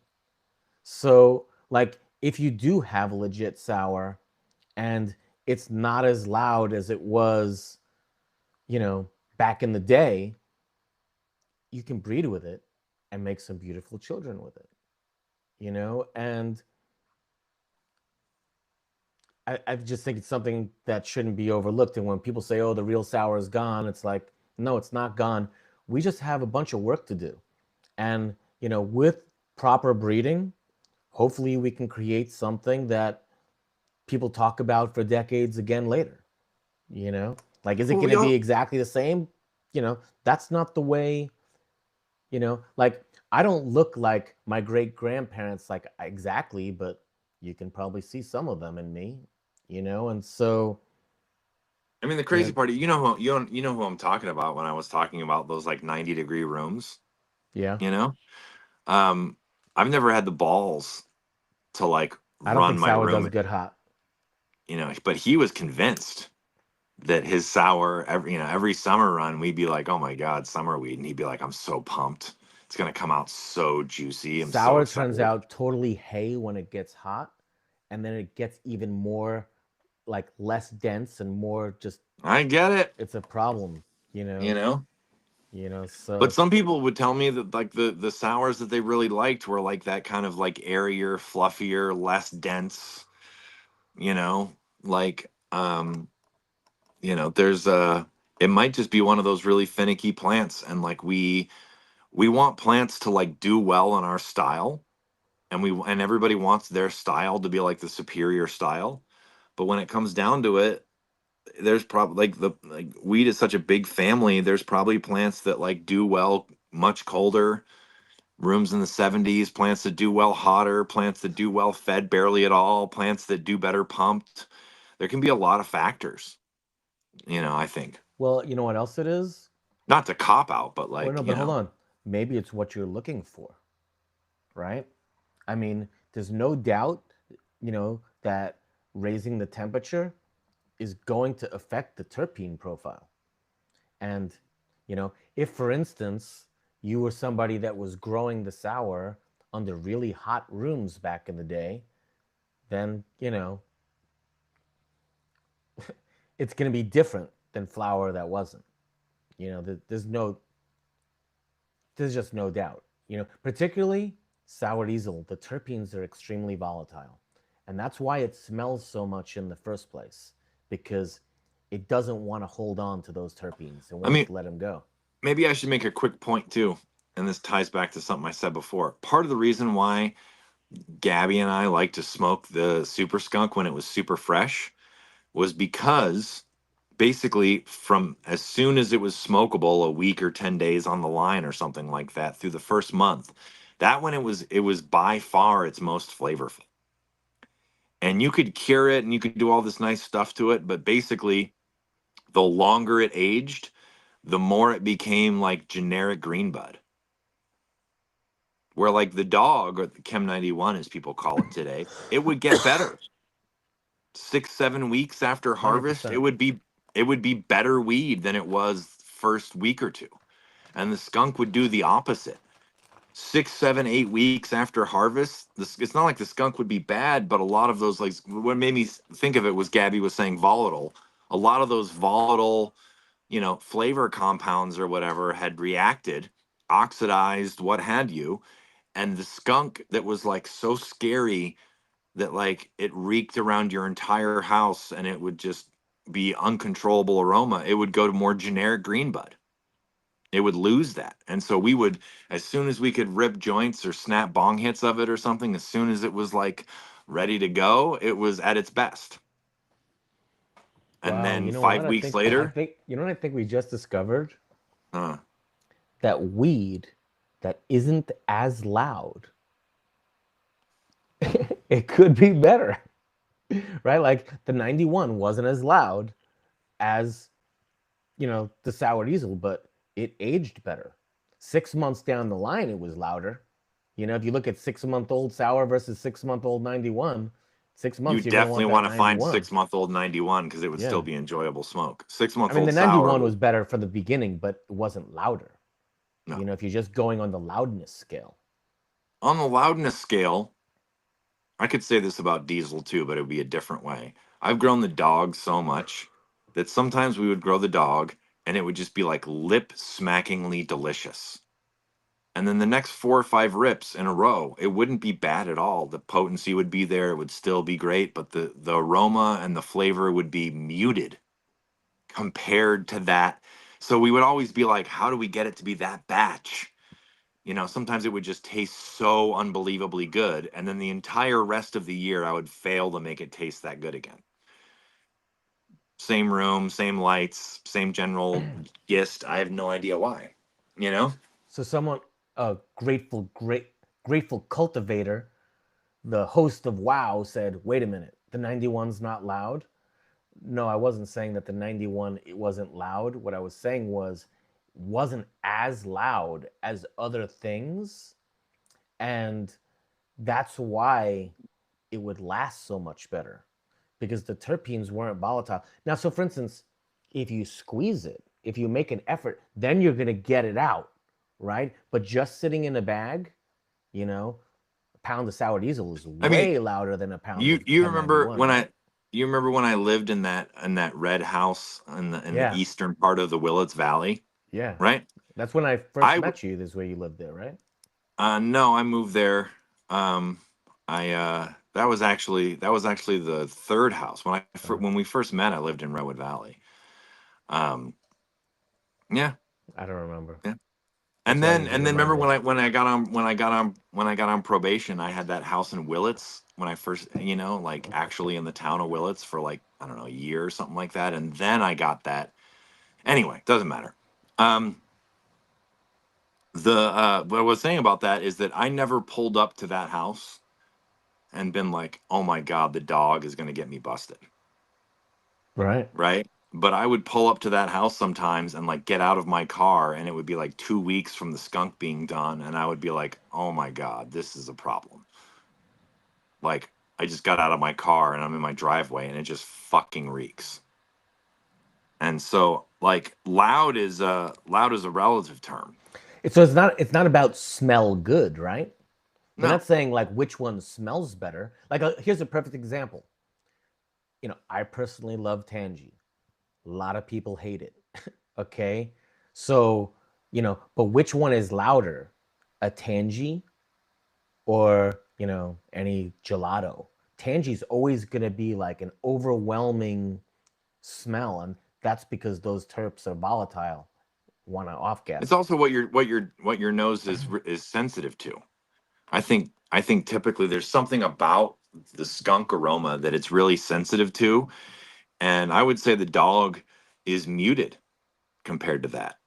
I don't think that's a bad thing. It just has a milder flavor. And then every once in a while, um, and there were strains like that. Like you remember when when you and I when you and I would go up to Oregon Country Fair, right? There was some batches of snow that we smoked up there that were just lip smackingly delicious. And then we'd get the snow cut and we'd grow it, and like one of every 5, 6 rips would taste like that. And then the rest of them would be good. It's not like they were bad, but it would be significantly muted compared to that lip smacking, oh my God, how does it taste that good? And so some strains are just loud all the time, and some of them you have to coax it out of them a little bit. Doesn't mean they taste bad, it's just more muted, And there's little, we don't really know enough because most of our science is observational or bro science. I'm sure there might be a way that you can like unlock that more in your face loud aroma, but you'd have to do something specific that we don't know what it is. Yeah. Well, I think we've basically given our points on this topic, and I did want to talk about the genetics that you hold, uh, most specifically the ones that you've given to me Okay. to spread to the world, and I think I don't know, which one do you think people would want to know about first? I was thinking the LA and the 56. Okay. I'll do Now, the 56 the first. 56, that was that the one that used to be called the murder cut, or is that the LA? So, yes, the 56 was an OG cut in Southern California back when the OG was getting like 7,200 a pound wholesale. Okay. Like it was going for insane. Most people were getting it for like 8K a P. It was going for insane pricing. All right. And because of LA and because of the way it was down there, um, there was some kind of, I don't want to, there was some severe violence over the cut. Okay. maybe even a murder.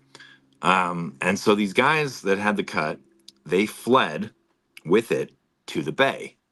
All right. And they had this cut and they wanted to hustle this cut.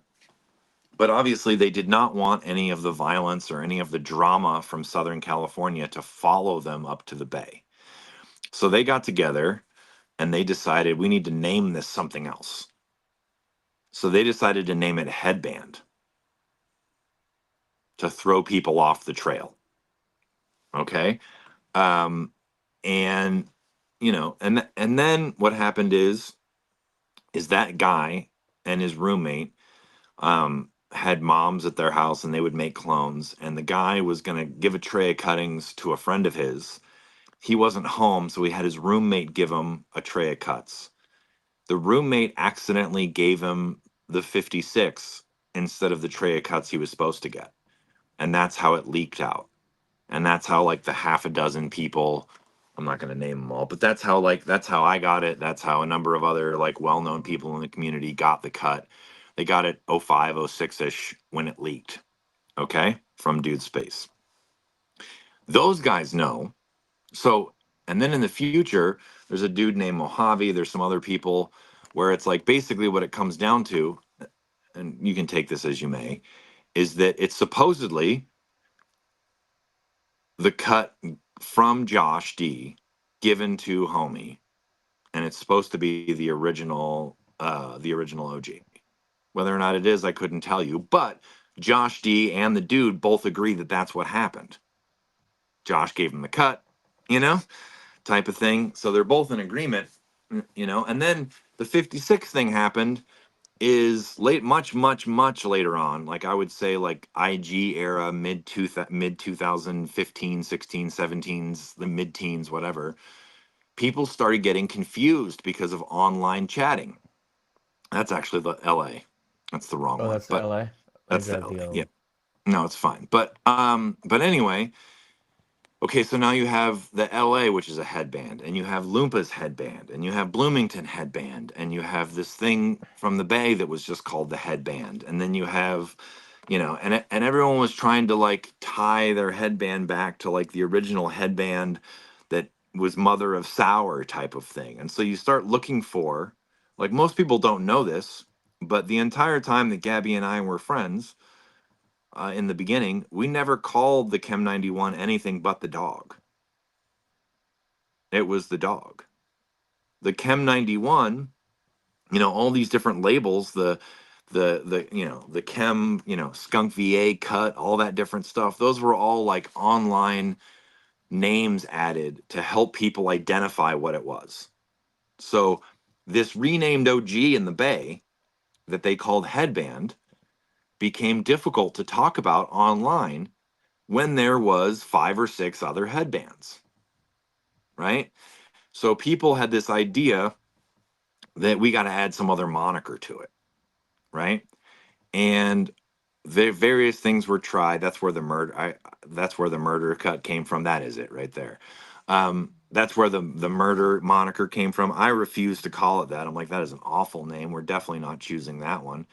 And the reason why the 56 stuck was because for that cut can have like an anxiety, almost nausea inducing high for some people because it's so intense. And it seems like that intensity and and the highest level of THC it has is about 56 to 60 days for whatever reason. Doesn't mean you can't take it longer and it's not fire. Doesn't mean it can't go 63 or 65.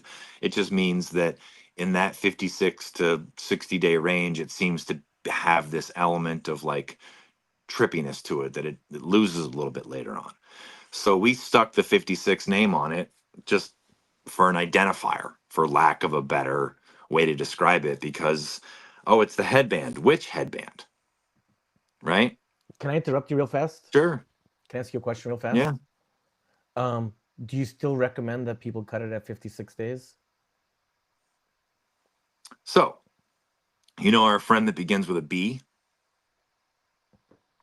Oakland? Oh yeah, Yeah. Yeah. but he's not there So, anymore. no. He's not there anymore. But Okay. just to reference it, he used to do a lot of work, hustling stuff to clubs. He used to be top shelf. He used to be, as they call it, top shelf at lots of different Bay Area clubs. First of all, why wouldn't we want to say his name? I don't know. I'm gonna say his name if we want. I mean, Ben. like, well, I'll Ben. say It's it. Ben. Ben Okay, from Ben. Ben. IC Collective. He's living in Chicago right now, and he's well. Actually, Crushing it. yeah, he lives half the He time lives by here. you, but or Yeah, some, he- but he works out there anyway. yeah, He was doing this thing, and they got all pissed off at him because he was selling them the dog, and the dog was only testing at like 17 to 20% THC. And they were like, dude, in order for us to charge as much as we want to charge for it, it has to test higher. And he yeah. got all pissed off. And so he started taking cuts and harvesting a branch at like 45 days, 48 days, 52 days, 56 days, 60, and seeing when it topped out. So you'll find this interesting, Gabby. The dog, the Chem 91, would test high 20s, low 30s if you took it at 53 to 55 days. I Even though it's hold on, still, stop. I mm, thought it was testing over 20% at its most, but it would test lower if I no, didn't know it at was its getting that highest, high. it was testing 29 to 32%, Mm. but only if you took it in the mid 50s when it still had white hairs all over it. If you took it how long we would take it, like 65, 70 days plus, right in that range, it would test low teen, like high teens, low 20s. Right. Now, we thought it was better weed then, but, He had to cut so it anyway, early. He had to cut it early to be able to sell it on the legal market where he had to testing cut it rules. early because if he cut it early, he, and actually, like when High Times was doing all of those like cups, the Chem 91, maybe it was even from him, I'd have to ask, but the Chem 91, like back then, before like the 30% club really started, Hmm. it was in the top 5 highest testing THC entries they'd ever had, which was like 29.5% or something like that at the time. But it would only do that if you cut it at 8 weeks or less. And we always took it 9.5, 10, because that's when it looked done to us, right? So that's a long winded way of saying while he was doing that to make the legal market happy, he was also doing that to the headband cut. Okay. And he found that the headband cut also tested high 20s if you took it 56 to 60. That was when it tested the highest on the THC. And because these these clubs and brokers and all that, higher THC is more money, they wanted to put the highest number on the sticker that they could. And so he started growing some things, not for when you and I visually would be like, oh, this thing is done, but when it tested the best for the jar. And so that's where the 56 name came from. Because if you pull it at 56 days, speaking of him again, when I just said like his wife wouldn't even smoke it at 56, 60 days because it had this like anxiety Green. nausea thing Oh, and she would turn green and like want to vomit because it was too strong, you know? So it had this like zippy, trippy, and anxious element. I actually don't get that element from it, but I've had enough friends of mine smoke it and do. I know it's real. It just doesn't affect me like that.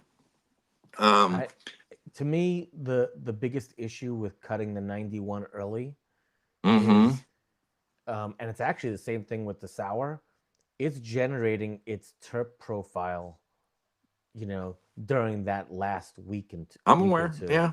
You And know who and the loved it at that same like 53, 55 days? Who adored it then? Was Chuck. Oh yeah, He loved it then. He just Big something Tuna. about it. Tuna, yeah. Rest in Yeah. peace, Big Tuna. Yeah, our buddy, we had a Gabby and I had a very old friend of ours who was a professional fisherman for a long time. That's why we called him Tuna, and he died a few years ago. He went out crabbing for Thanksgiving, and a freak wave flipped his boat, and drowned him and another buddy of mine right off the coast of Fort Bragg. It was really shitty. Um, Well, yeah, getting back to happier but things that, is, I but think one but thing that you proved is that the THC testing is complete nonsense. Well, it's It not just it nonsense in the sense that, like, if you're on the legal market and testing matters and stuff, it right, drives sales and, like, but that's because of literally. a And lack so, of education. but from Ben's perspective, right? Oh yeah, This is crazy because they wanted it at 55 days instead of 70.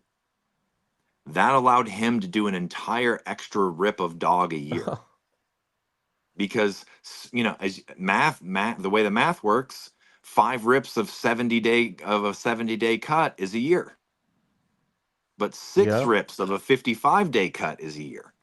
Well, it's the same thing So, with my buddies, that I was managing their spot with the sour diesel.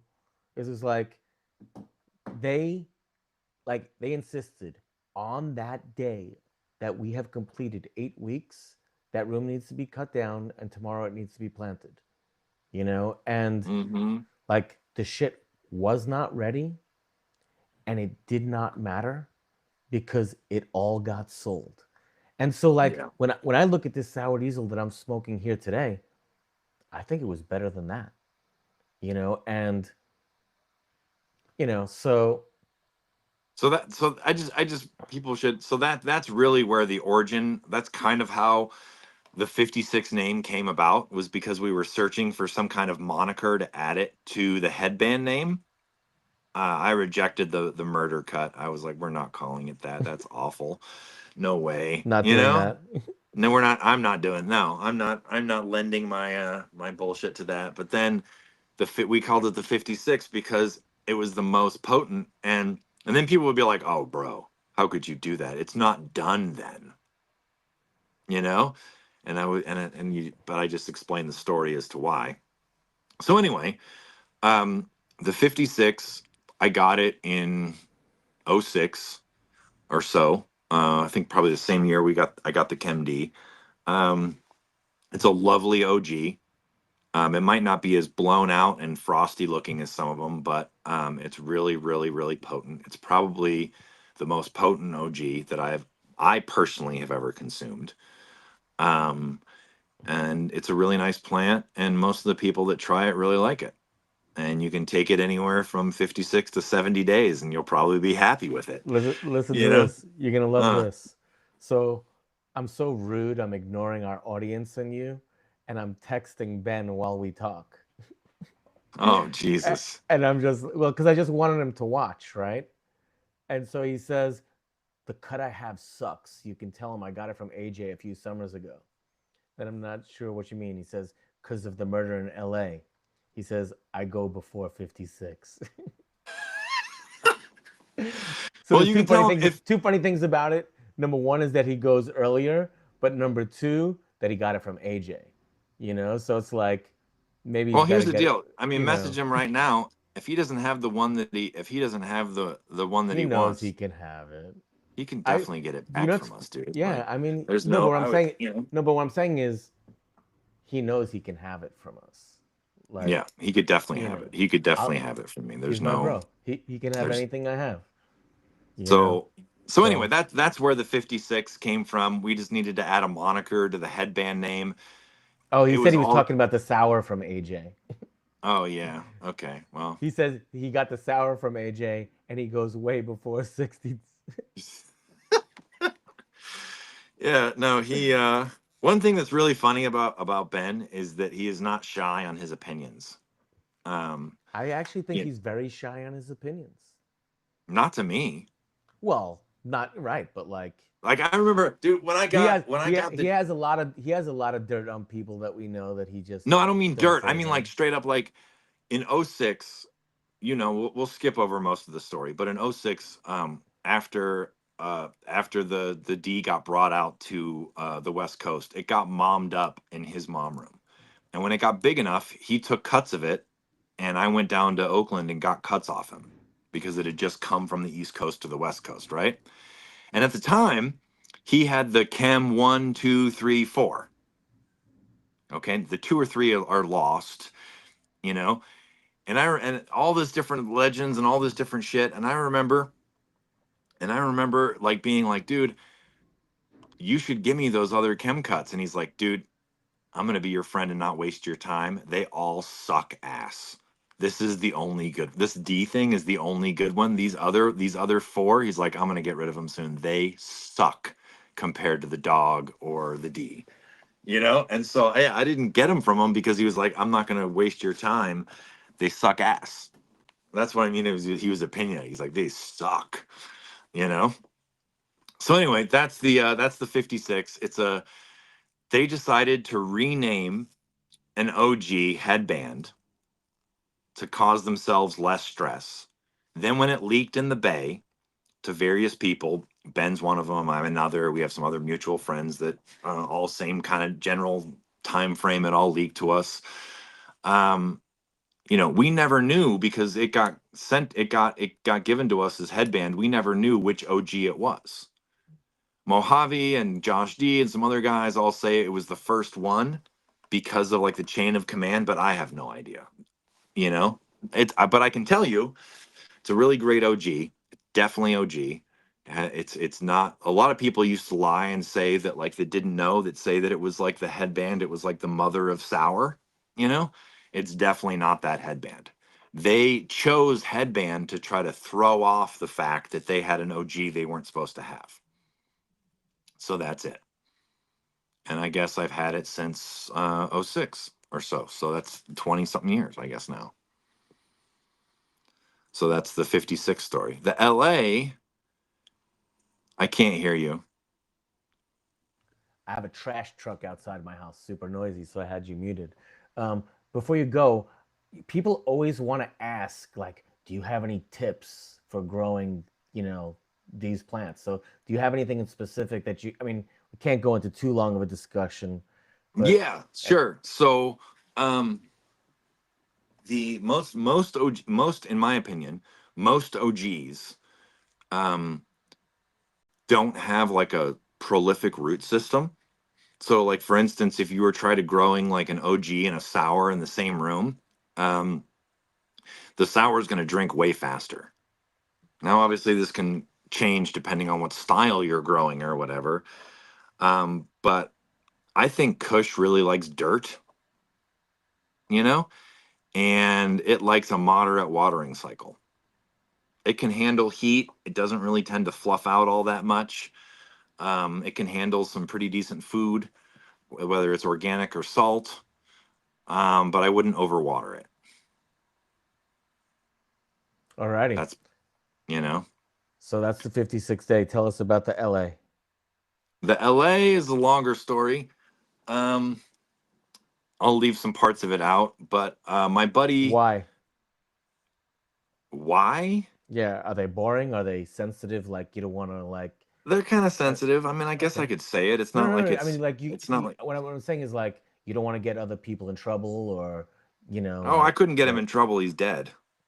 okay. So it definitely Why is he's it? Why is it beyond. sensitive? He's beyond. You there? Okay, I'm I here. mean, just asking a question. Like, I mean, All right. So without let's wait, let's hold just. on, wait, stop, don't say anything. Without telling us what happened, can you give us an idea why it's a sensitive topic? Because then maybe I'll tell you not to say anything about it.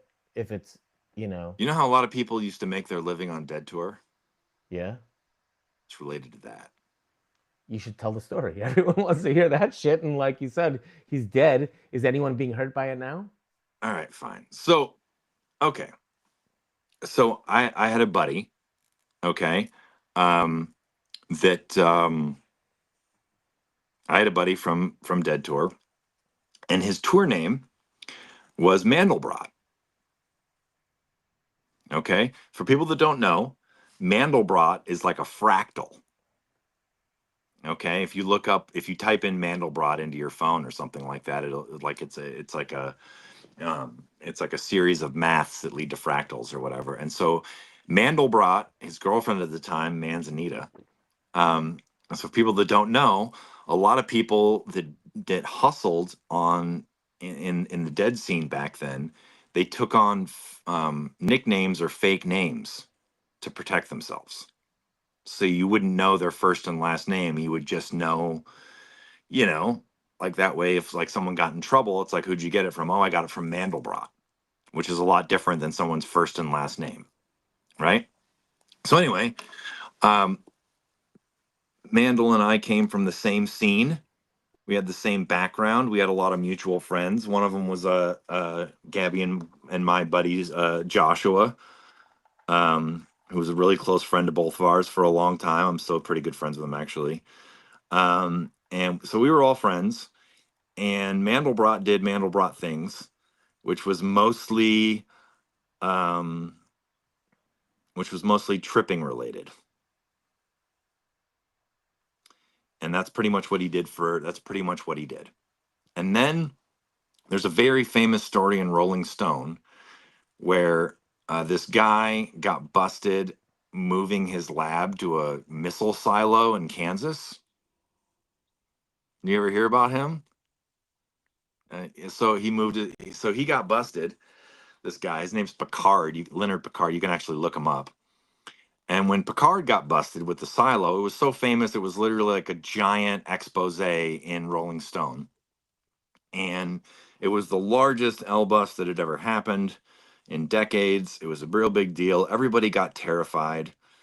And so the whole thing shut down because people were very worried that he was going to talk rat and everything was sketchy. So everything shut down. Well, when that shut down, that was how Mandel made all of his money. So he needed a different thing to do. So he decided he was going to start a seed company. And so he was going around to various friends and connections because back then in the very early 2000s, one thing that you're tied into if you're a hippie is weed, right? Um, and he started collecting seeds and strains from friends so he could start his seed company. Okay. And he collected various things from the Garberville area. And he actually, like at our buddy Josh's house, Gabby and I had just finished a 4 or 5 year project, which sounds crazy now, but we had done a bunch of super dog breeding. And we had been working this super dog line, which was basically a chem skunk line, for lack of a better way to put it. We had been doing this super dog thing for a while, and I gave Mandel like 1,000 seeds of various hybrids, and I gave him some clones. And he said when he got something cool, he would give it back to me, right? So he goes down to Southern California and comes back with this thing called the headband LA Kush. And he gives me, this was probably, I don't know, I want to say 02, 03, something like that. Maybe right around there. It gets a little hazy, but it's right in that range. He gives me these four clones, and because we were just trading stuff back and forth then, and he was like, "Tell me what you think of this thing," and it ended up being one of my favorite things I've ever had. It was very much sour diesel reminiscent, but in my opinion, stronger, more potent, taller, more sativa, a little skinnier, and it became one of the staples of Gabby and I's friend group. Everyone grew it. Everyone. Because it crushed it. People loved it. It was one of the easiest things to find a home for. Um, It was sour, and huh? People did you need. Well, cut out? the thing is that most brokers coming up to Mendo weren't the actual guy. It's like they got ordered to go get Kush, get sour, get this. So they couldn't get LA, right? But they could get diesel. So they would get the LA off us, like Gabby said before. I would give it to them as the LA, and then they would just rename it Sour Diesel, and they would hustle it as Sour Diesel, and it was so stinky and good and diesel like. No one ever complained or noticed or called out that it wasn't. It's actually, in all of our opinions, it was better. It's the nicest, in my opinion, personally. If I had to pick one diesel cut from that like family or type of strain to go with, it's definitely the one that I would pick. It's the most. It's finicky. And the reason why a lot of people dropped it is because it's not quite as dependable as some other sours in terms of like consistency crop to crop. But when it's good, man, it is off the chain. It might be my desert island strain. It is good. It Yeah, is good. And I, so my Mandel opinion gave that is to better me. than sour diesel in I every gave way Mandel from like my a grower. I gave my sour to Mandel. He was supposed to give me his sour. He told me that his sour was bunk compared to the one that I gave him, so there was no point. So the only thing I really got from Mandel ever was that LA, which he got from some dude down in Southern California. And it came to me as the LA Kush, aka headband. And the name that on the label has caused me no end of bullshit because I can't tell you how many people will be like, bro, you think this is LA Kush? This isn't Kush. But you got to realize in the early 2000s, 90% of the current Kush strains didn't exist. Kush was like a type of weed. It wasn't like a very specific thing that is now associated with like when people say Kush in modern times. We're referencing like a very specific like Josh D, like what that headband looks like, that kind of thing. Um, he's like taking calls on his pink phone. Um, and but anyway, that's basically and so the LA was so popular amongst our group, and it was so popular with brokers that basically for the next 20-ish years, it got grown inside, outside, depths, constantly by our whole crew. It became one of the most popular things that we had. And it's just really strong. It's really flavorful. It's really potent. It tends to hit you in a different way than most things. And it's long time been one of my favorites. It does do best in sunshine, but you can unlock it indoors as well, you know. And I got that one. Mandel gave it to me in I don't know what it was, 02, 03, something like that, right in that range type of thing. You know, you're on mute again or something. I was making a call in regards to what you were saying. I was trying to Okay. verify information. I was not just taking personal calls, although if it was an emergency, I would have. But What part of the information? it was about Mandelbrot. Yeah. I won't say more than I was just gifted like a huge amount of his genetic collection, like a huge amount of old seed, and A lot of that we has haven't talked enough because I wanted to tell you that like I want us to do that together so we can formalize our contract right here live in oh front my of god. Well, 327 a people lot of that a, Notsodog and I will definitely do the work if we can get this stuff to pop like it'll like be a that thing the not so truth Staten the, Island project. what Mandel calls the truth or what he called the truth line, right? That was Maui by Superdog. There's a lot of his stuff and people get all weird when I say this because they're like, oh, you're trying to I didn't think you like ever said it before. no. People get all the reason why I don't say it is because people have tried to like deify Mandel and turn him into like this breeding saint and all this stuff instead of just being like a complicated normal dude that like had his pros and cons like all of us, you know?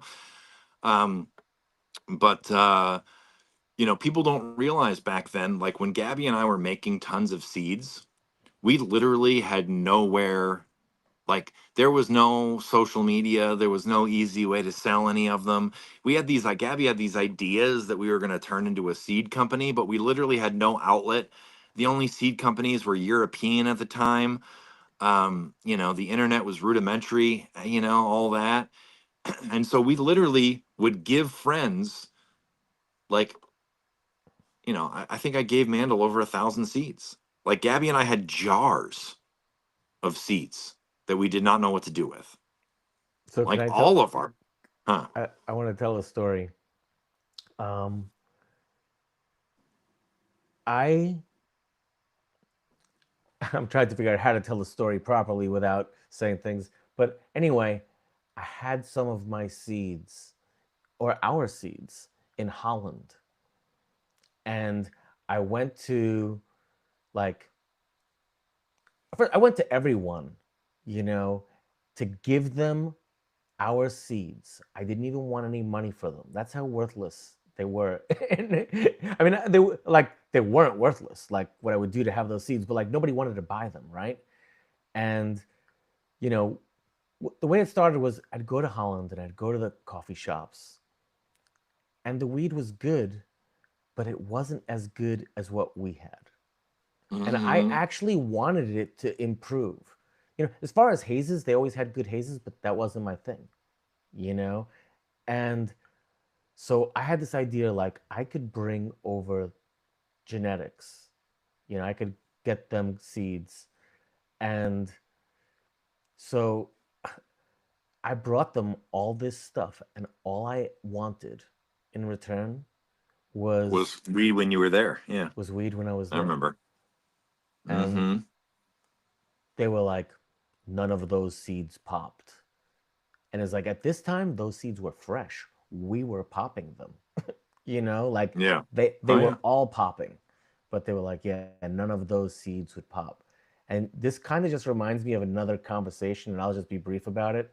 When we talk about like people think these guys are legends, other people, I won't mention their names, but people are like, oh, that guy's a legend, or these guys are legends.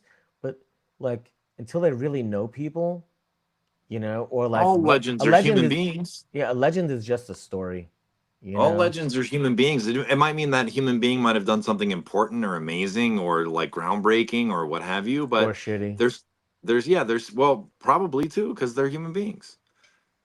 Human beings have sin, we make mistakes, we fail. We don't always act perfectly in all situations by any means. We are flawed. We are flawed creatures. And that's why grace and forgiveness and that kind of stuff is so important, because perfection is not really a human trait that carries on over a long period of time. And the reason why I was hesitant to say that was not only just like the L thing, but just like it's like I I don't even gave know why you Mandel. brought that part of the story up. You Well, could have but just because said, that's why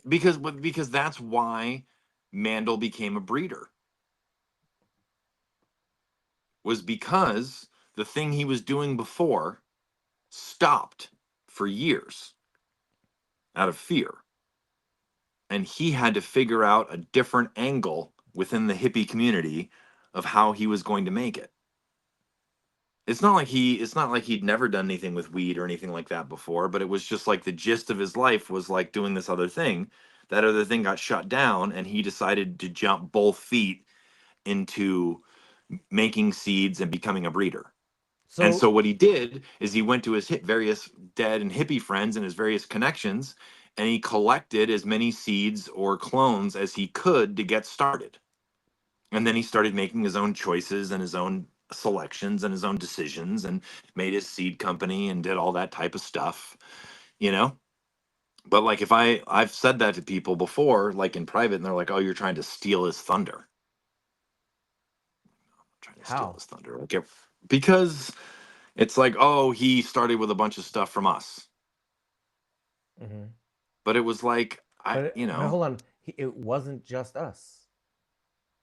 He no. acquired shit from a And lot. A lot of his stuff was made, but you know what? Like to me, that's not even a thing. Like in the me end, either.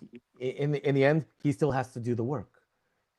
It wasn't a thing to So me. And I people don't mean, realize back then in the very early 2000s, like we were saying, how worthless seeds were. Seeds were made by people that wanted to make new strains and wanted to make better weed. And we mostly just traded them amongst friends for free by the hundreds. Like people now would be like, "What do you mean you gave him 1,000 seeds?" And I'm like, dude, I had jars, like giant. we had bags. Gabby and I had like colas of unshucked seeds that were just too much effort to get to. Like we had seeds falling out of everywhere. We had way more seeds than we could ever possibly do anything. We were giving hundreds of seeds away to friends just to see what they would find. Hopefully, they'd find something good and we could all grow it. Yeah, that was kind of It's the like, thing. It was like we were trying to make better weed. Gabby did have this thing. He was just 10 years too early, where he was like, we could make more seeds off this 8 lighter than we could ever make flour. And if we could just find enthusiastic people that wanted to buy them, even for $1 or two, it would just be so crazy. And me and Gabby's ex, who he was with at the time, we were just like, "You're nuts, dude. We're not like that's not happening." And then 10 years later or something like that, there was like a thriving IG seed market with all these different people doing drops. Um, uh, Gabby's idea was just too early. There wasn't like a framework to do it in 2000, 2001, 2002, 2003. All the like there just wasn't it just wasn't there wasn't smartphones, there wasn't the kind of connectivity. Most people that were doing seeds, like the DNA guys or whatever, they were from out here. When they wanted to make a seed company, they moved to Holland. Like they literally left the continent That's where to you could sell sell packs seeds. of seeds. That's where you could sell packs of seeds and not get in trouble. And so all that breeding stuff that Gabby and I did together for a lot of years, it was just pre that era. So we were giving away seeds to friends right and left, you know? So, in response to like what some people said about, um, like you were trying to discredit him for what he did. So I have a collection of plants that I've been acquiring, over time, right? All those plants I will breed with. Or I mean if they're plants that have good qualities, right? And I've Mm-hmm. acquired them from all sorts of different places, you know? And, I don't see anything wrong with saying, well, he got some of these genetics from us, and that's what made some of these projects.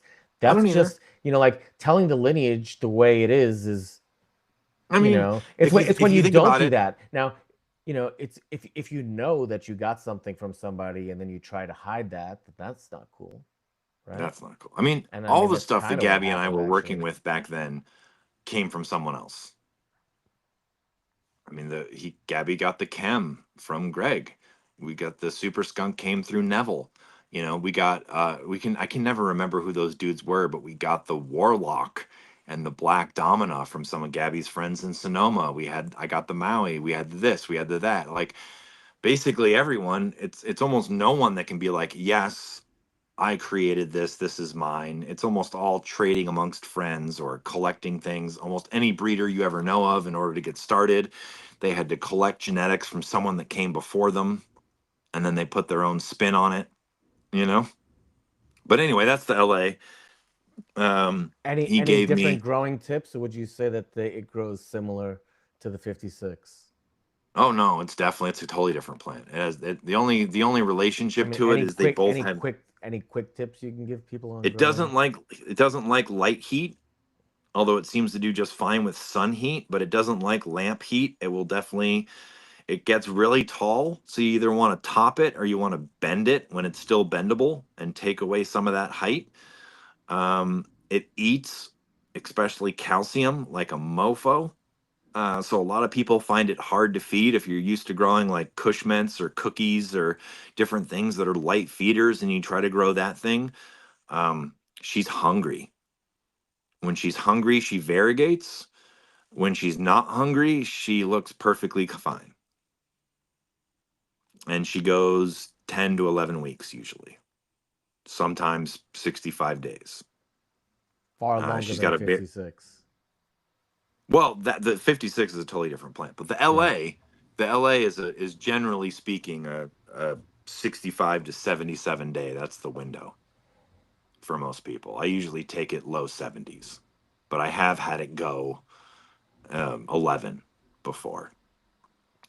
And it remains one of my, when it's right, it remains one of my favorite buzzes.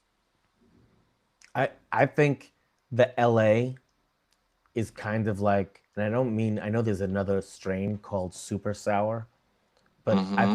I think that's the way I would describe the LA, because the way I put it is it has everything that you like in the sour and then more, you It's know? by far my favorite diesel plant.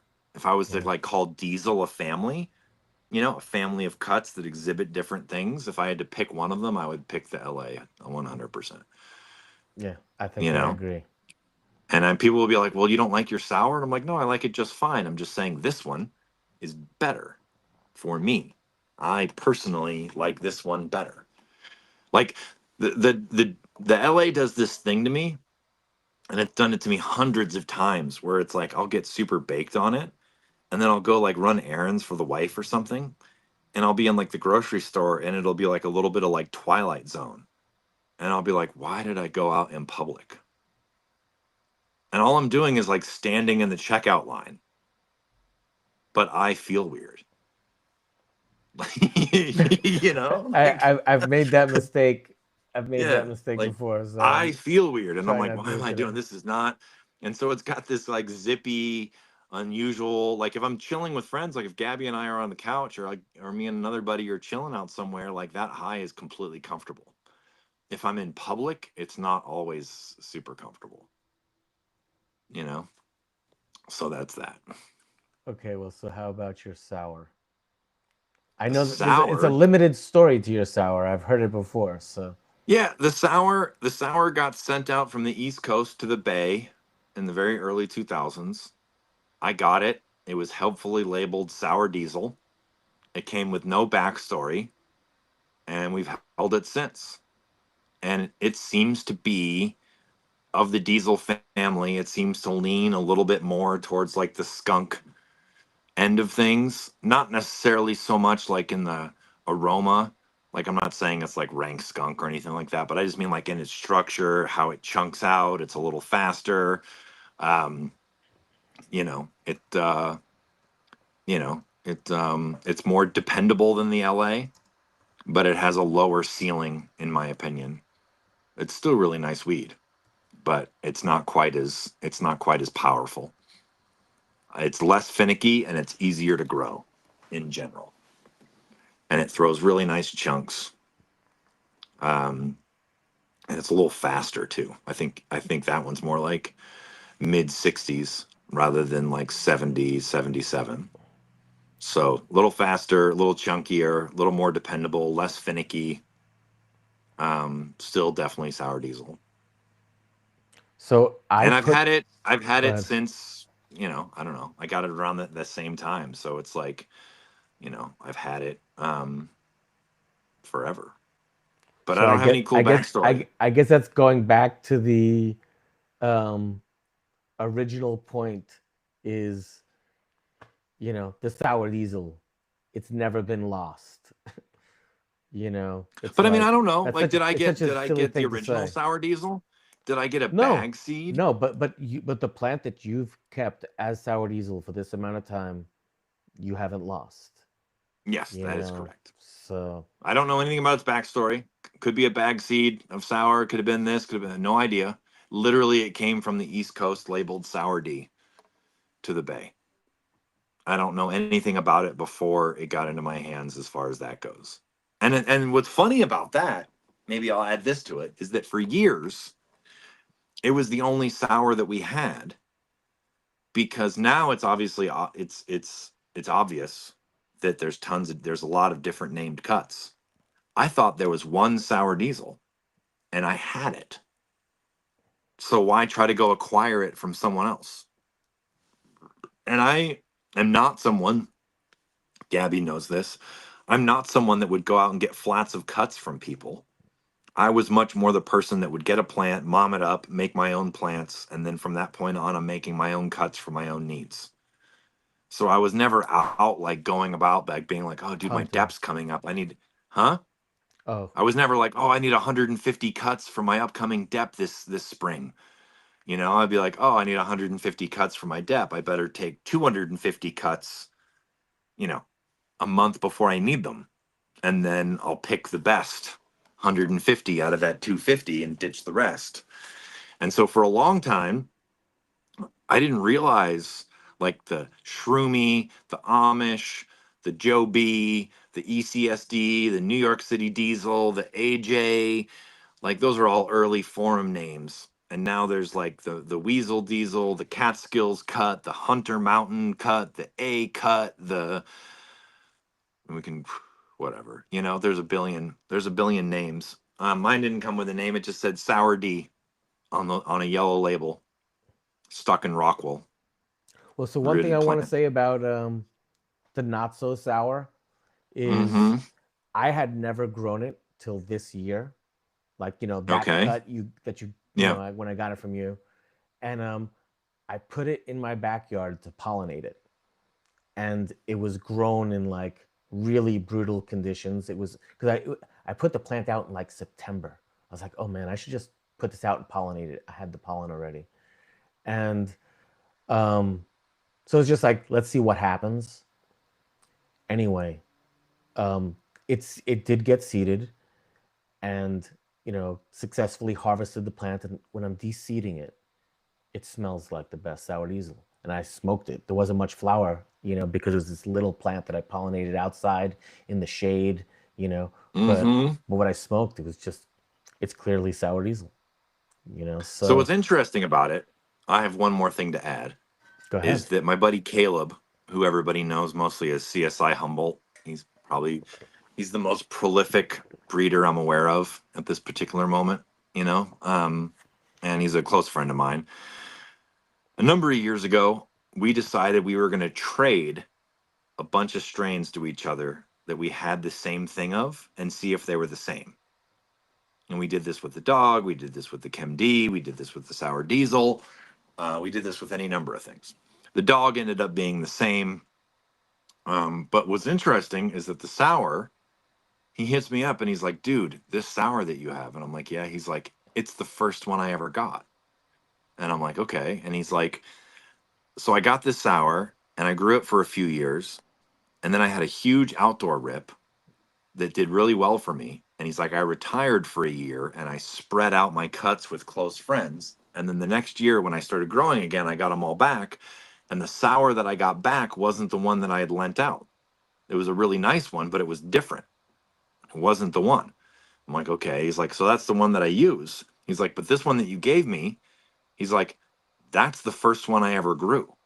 And I've been looking for this one for forever. And I've tried all these different cuts, and none of them was the one that I remember. He's like, I've got a ton of pictures on my computer of this cut. He's like, it's definitely the cut. So this cut that made its way out to the bay was one of the first diesel cuts on the West Coast. And I got it, he got it, various other people got it. Um, and my good buddy that lives down the street, he had this other sour diesel cut that was taller and fluffier and larfier and shittier, except for it tasted better and he loves it. And there's like a whole group of friends that have been searching for this different diesel that they remember from Mendo that got passed around a bunch, and nobody can seem to find that sour. So I don't think sour is lost, but it could be an individual bag seed or an individual cut or an individual version of it. Some of those definitely got lost along the way, and some of them didn't. But I've had that sour diesel cut a quarter century at this point, long time, you know. But I don't have any cool backstory towards it. I just got it in the bay, helpfully labeled sour diesel. I don't know I think anything there is about it. I think there is cool backstory. It may not start as far back as people would like, but just that story about Caleb saying, "Oh, this is the one from back then," and you know that's backstory. You That is know, A- backstory. But yeah, I don't have any. I don't have any. I don't have any East Coast backstory. I can tell you how long I've had it, and I can tell you I got it as sour D. I don't know who it came from. I don't know who sent it. From the East Coast to my buddy in the Bay. I don't know I don't know any of that. None of it. well, And I my actually, one backstory more with thing I my should original say. sour is the same. One thing I should say about the LA before I forget, and I just want to state for the record that this is total supposition on my part. And when I like this is guesswork, okay? But one of the people involved in the original sour story, that actually it's whose apartment the Diesel 2 aka headband was popped at, was this guy Vondo. Okay. Vondo had a falling out with some of the original sour guys on the East Coast. We'll skip that whole thing because it's not my story to tell. And he ended up moving to Los Angeles. Okay. in the late 90s. And he didn't bring any cuts with him, but he did bring seeds with him from the mother of sour Diesel 2, basically from the same, from the same mistake. And he told me that he popped a new sour Diesel Pheno in Los Angeles that he kept.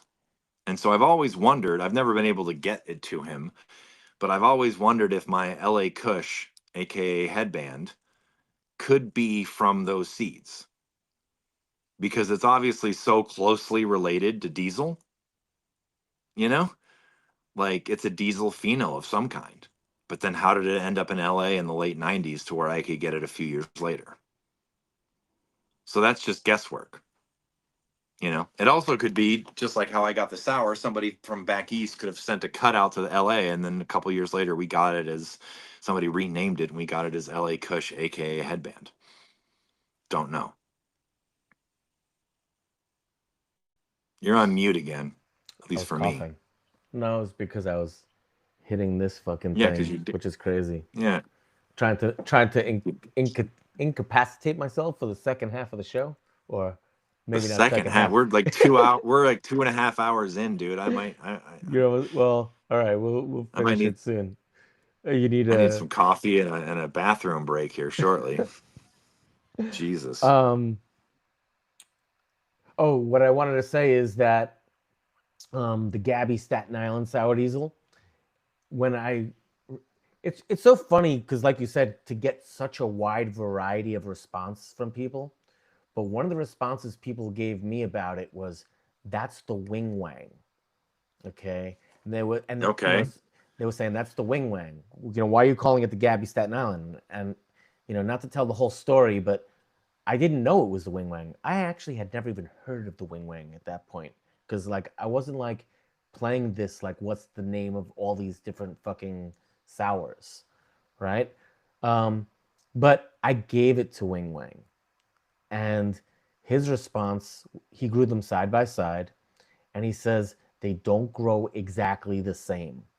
Okay, um, the flower seems to be very similar as far as the terp profile. I Mm-hmm. believe he was talking about the structure, and so um, the Gaby Staten Island sour diesel had come out of tissue culture. The ones he got Okay. were Gen 1 tissue culture clones. So what happens with tissue culture is sometimes it takes a while for these hormones to come out of the plants.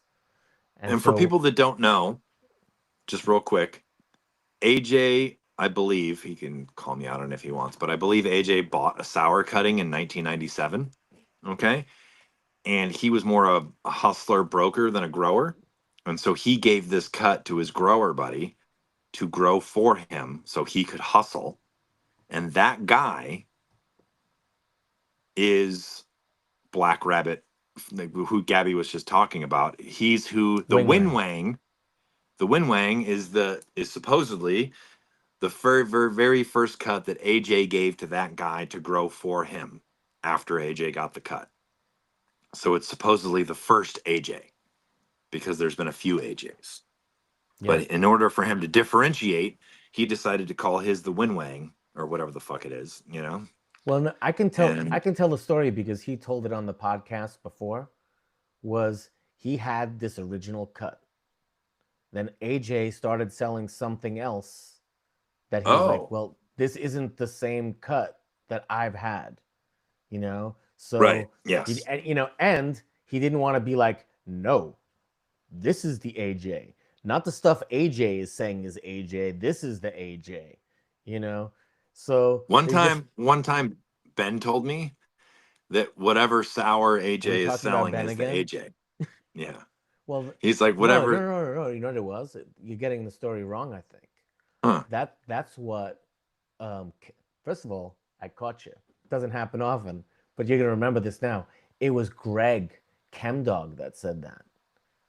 Okay, I must need to smoke because I'm catching these things. No, both But things are Greg, true. no, Greg said anything that I grow is the Chemdog. Yeah, that's That's true. like when you know, and this was, I don't know, 20, 30 years ago, however long ago it was, when, you know, he wasn't growing the 91 anymore. He was growing something else, No, so actually, called the chem dog. Ben used to get mad at um Greg at one point because uh you know Greg, and it's nothing against him, but like Greg just like you were getting weed from ChemDog. It's Yeah, ChemDog weed.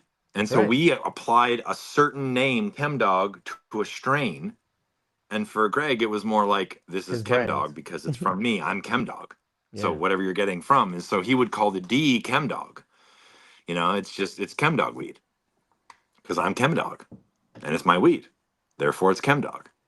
And so Ben was complaining. We're both right. Ben was told me one time. He actually told me at like, I think it was like 2017 or 18 at one of those like Sonoma County like High Times festivals or something. It was like AJ was around. He was showing weed, and he was like, that's the third or fourth AJ that AJ has had. Whatever AJ has is AJ's because it's from AJ. I mean, what's funny about that is like I have a message from AJ where he specifically told me that there's been a half dozen AJs since this one, So Yeah, there's like I mean, like, it's but it's that's like I don't fine. think it's a Hey, you know secret, what? It's his brand. Like he wants and it to that's be his why. brand. Yeah, But now one that's thing I why want to say homie. is like once it's out there, then it's out there, right? So like if this Mm-hmm. cut's been called the AJ Philly, he can't just say, well, you can't call it that anymore, because I've All right. got Well, I this got a one, piece. You got to monologue Go the pee. fans here for a I think second. I I'll be I back think in I can do that. 60 seconds.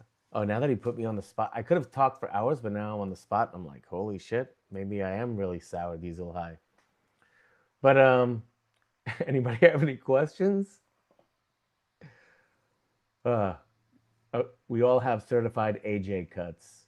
Yeah. Well, anyway, the sour diesel, it still exists. And oh, so something I could say is Wing Wang has held the same cut, for all these years. And it's well known, but people say the sour diesel is lost. It's like when people say the sour diesel is lost, what I like to say is, you lost it. I didn't lose it. Um, so Woody asks me about the forbidden fruit cut. I don't have it, and I love it. If anyone has that cut and wants me to save it, I'm happy to save it because um, I feel like that's a cut that's in danger of being lost because people don't appreciate that um, terp profile. I love it. Same with Tangies. People don't like them, or Jack. Like those terps, I want to make sure are preserved because I think they're awesome, and I don't understand why.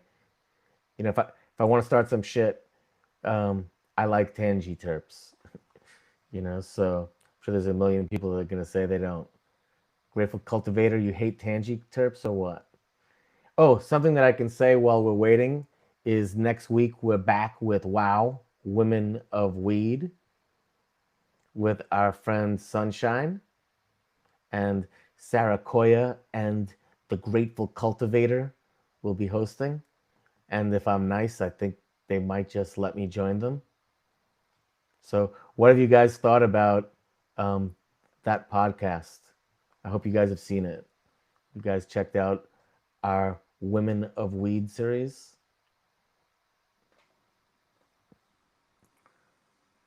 It's so people don't realize how nice it is to have Notsodog as a co-host because at any time when I'm sitting here feeling a little bit baked, I know that he's got this.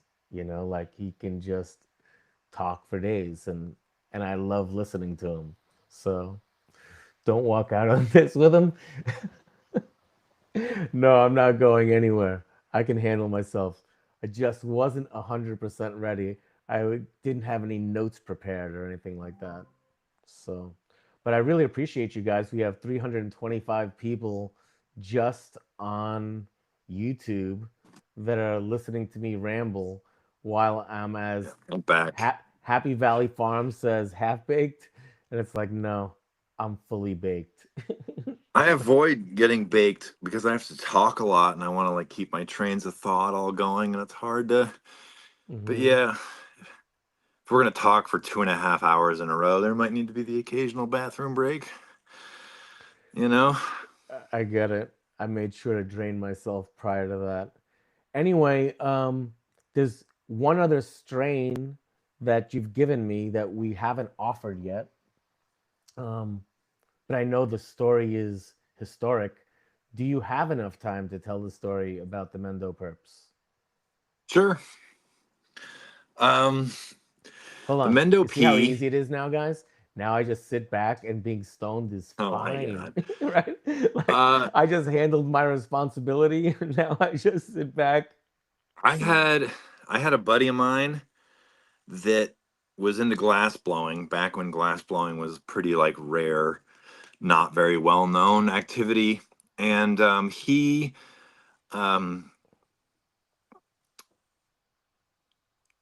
had the height of tech at the time, which was sticking a fan in the window. And then his girlfriend got all nervous that since he was fuming gold and silver on a torch and making, because that was the style at the time, and making all these pieces, that he was going to damage his lungs. And he needed to uh he needed to put in a HVAC system or some kind of system that was going to take the heavy metals and the toxins away from him while he was blowing glass. So there was this old dude in Willits that was a retired HVAC guy that was struggling with cancer.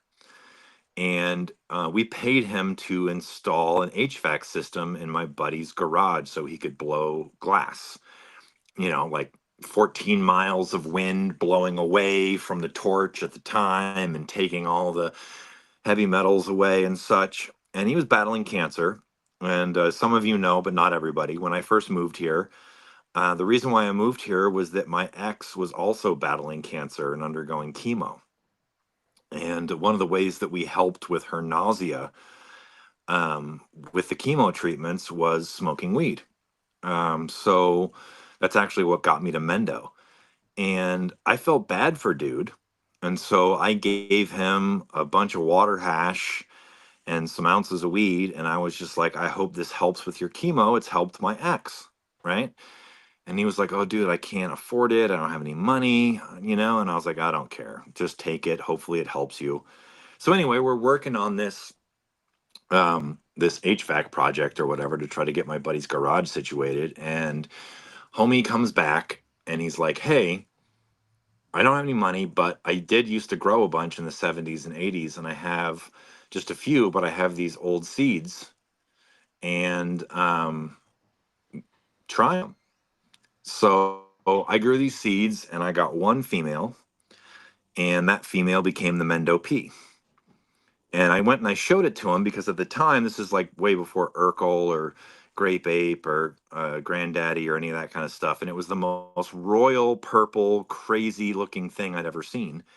And I took it to him and I was like, "Dude, are you sure this is what you're supposed to give me? What is this?" And he told me that he'd only grown purple weed once, and it was the summer of 1977 in Covelo, which is a very remote mountain valley town in Mendo, and that it had to be from those seeds. And that's all I knew about it. He died of cancer within the year, so I never really got any more info about it. And but it was really unique. And one time, my buddy and I, who is since passed, were talking to Gabby and about various things. And my buddy was like, "We should leave Gabby a joint." Wait, so we should tell And so, people that this was when I was working at the Hydro Depot in Hopland. and yeah, This was and before. This is yeah, before. he had Yeah, just, this is I had before I met had my own Gabby. bro shop. I had met Gabby when he worked at Slavic store in Santa Rosa.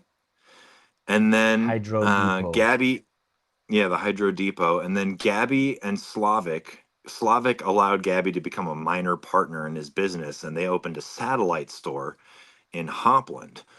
Um, And my buddy Sean and I, we were going down there. We were friends with Gabby, and we were going down there.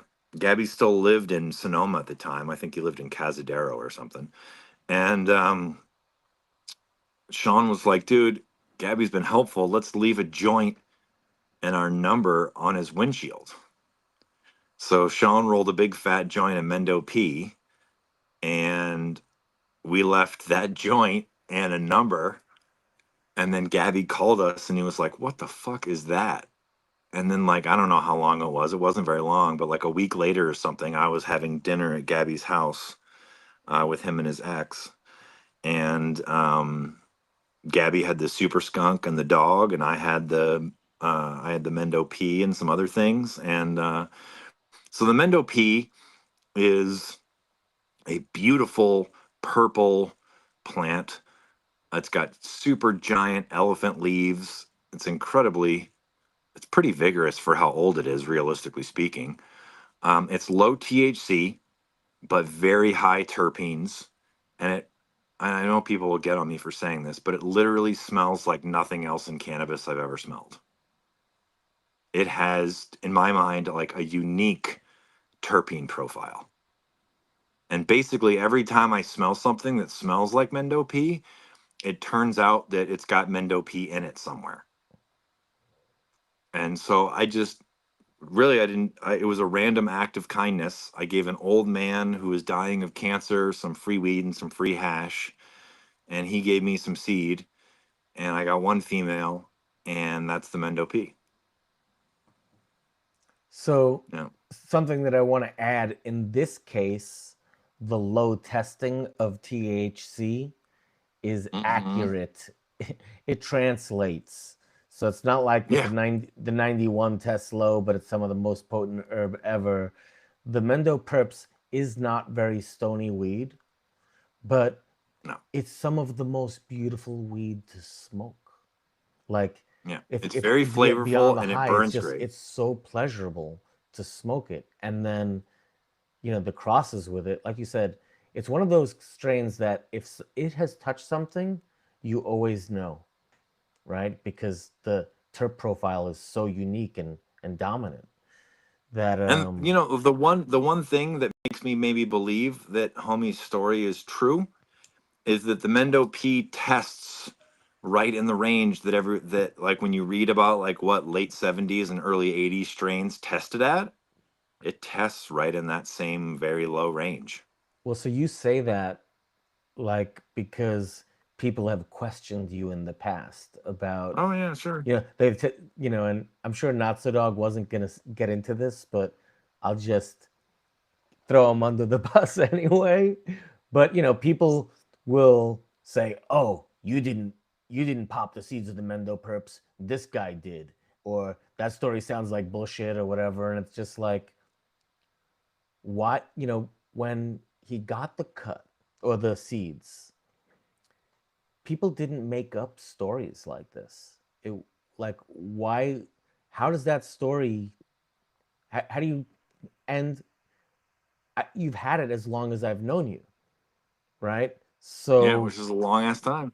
right. So for people I mean, to like every question the story, story, it's just every like, let me just finish this. It's one sentence. I'm like, you weren't even there, and you're telling people that were there that that this didn't happen. It's kind of yeah. like when those like instead of 30-year-olds, I'll say 25-year-olds are trying to tell me something about sour diesel. It's like, look, you don't, you weren't around when this was happening. Not so dog. I know that he popped the seeds of the Mendo Perps, and it's just laughable when anyone says that he didn't. And you know what? In their defense, maybe they're thinking of another Mendo Perps, right? Who But knows? there's the one that you Since popped. There's the one that since I yeah. I mean, it's hard because it's like that story. That's the only story that I can tell with like 100% because I know from seed, like like that, Well, like I no, said, even the then, sour no, diesel. no, even then, the story stops at the old guy who was sick, right? Yeah, Like yeah, he hundred could have percent. gotten it wrong. Maybe it wasn't, from Covelo or whatever. Maybe he Yeah, mixed that hundred shit percent. up. but like you got it from that guy and that you popped the seeds. I mean, popping the seeds is a um, it's a good point to at least we know at that point, right? And we know a little bit more, Yes. but we know a little bit more before, but that's it. The story And has a dead end. Most stories really, do have a dead end, right? the person that's done the most with it as far as making sure it survives and never gets lost is Caleb, because he's bred so much with it and he likes it so much. And his Obama So Kush and him just crossing it into a million things, and how prolific he is and how much he enjoys using it as a breeding plant, it's so probably there's this never guy going to be on lost. there's this guy on Instagram. I think his name is Plant Based. Do you know who I'm talking about? Okay. Yeah, exactly. I know who you're I'm talking looking about. I him chat up. with him. Oh, you did? Oh, yeah, I'm sure he does because he likes you. So, um, Yeah, we're but friendly. I've never met him in real life, but yes, he no. lives far So away. he was one of those people that I was like, "Hey, can I get some herb? Can I buy some herb from you?" And he's like, "No," you know. And he sent me, well, shouldn't say that, but I received forbidden fruit times the Mendo Perps. Oh no, excuse me. Mm-hmm. It was Bubba Kush times the Mendo Perps. Because then he also sent me Yeah. Bubba Kush times Forbidden Fruit. And it was amazing because you could totally, like you said, when you smoke it, you're like, that's Mendo Perps. 100%. Perps, Like, yeah. it's undeniable that it touched that. So like it's a beautiful strain. And particularly for breeding, I would say it's one of the most valuable things to me that I have. You know, Notsodog and I are going And to when you be look at, pollinating I've some been shit to with it. Caleb's and looked at rooms of S1s of it, Mm-hmm. and dude, the variety in there is so wild. It's like there's burgundy plants. There's plants that smell like kush. There's plants that smell like skunk. There's plants that smell floral or fruity. There's plants that are entirely black. There's plants that all the weed is lavender colored and all the leaves are green. There's plants that are like red. It has a very wide, you know. And the cool thing is that because it's got all those colors and all those terps in it, it's like a lot of people forget this about breeding, but just because it's low THC or whatever, that's just that's almost a benefit in a way, because it means that you can cross it to different things and hope that you get the color and the terps like from that side, and you can get like the density or the THC or the whatever from the other side. Like plants don't have to have everything, you know. Well, I Most think the plants Mendo don't. Perps Most is plants. I think the Mendo Perps is a plant that I don't think it has been bred with enough. I mean, I know Caleb has done it, but I still don't see it being like out there as much. And I think it's a fabulous plant. But I do think eventually it might have, I don't want to say a dead end, but it's kind of like, and I love Jack Terps, but you can only make so many different Jack crosses because they all taste like Mm-hmm. Jack. You know what I'm saying? So, then you can go and add potency and structure, but it's it's easier to get there if you're okay with keeping those Jack Terps. If you try and Yes. so I think that's what's going to happen with the Mendo Perps, but it doesn't matter because it's just not out there, that much. Let me ask you, has Caleb ever done a 91 times Mendo Perps? Mm-hmm. I haven't popped any, but he's done it. Yeah. Oh my God. He That's what says I the want to check out. 91 of everything that he owns is the thing that passes potency onto its progeny the most consistently. And not tested potency, just actual cerebral potency. I'd have to ask to be sure. I don't, that's, he just told me out of everything, if you want to add potency to a line, adding 91 to it really adds the potency. Yeah. And I I would mean, imagine, he means like the only potency that matters, which is like how you feel after you consume it. Because to me, I don't like like, bro, this thing tests 33%. And I'm like, yeah, but I smoke it and I'm bored. Like numbers to me only matter if they tell me things about why I like it. Like because it's not so much like the plant. You know, it's like one of the guys. This is kind of a tangent, but one of the guys from Canna, which is a nutrient company, told Gabby and I a long time ago.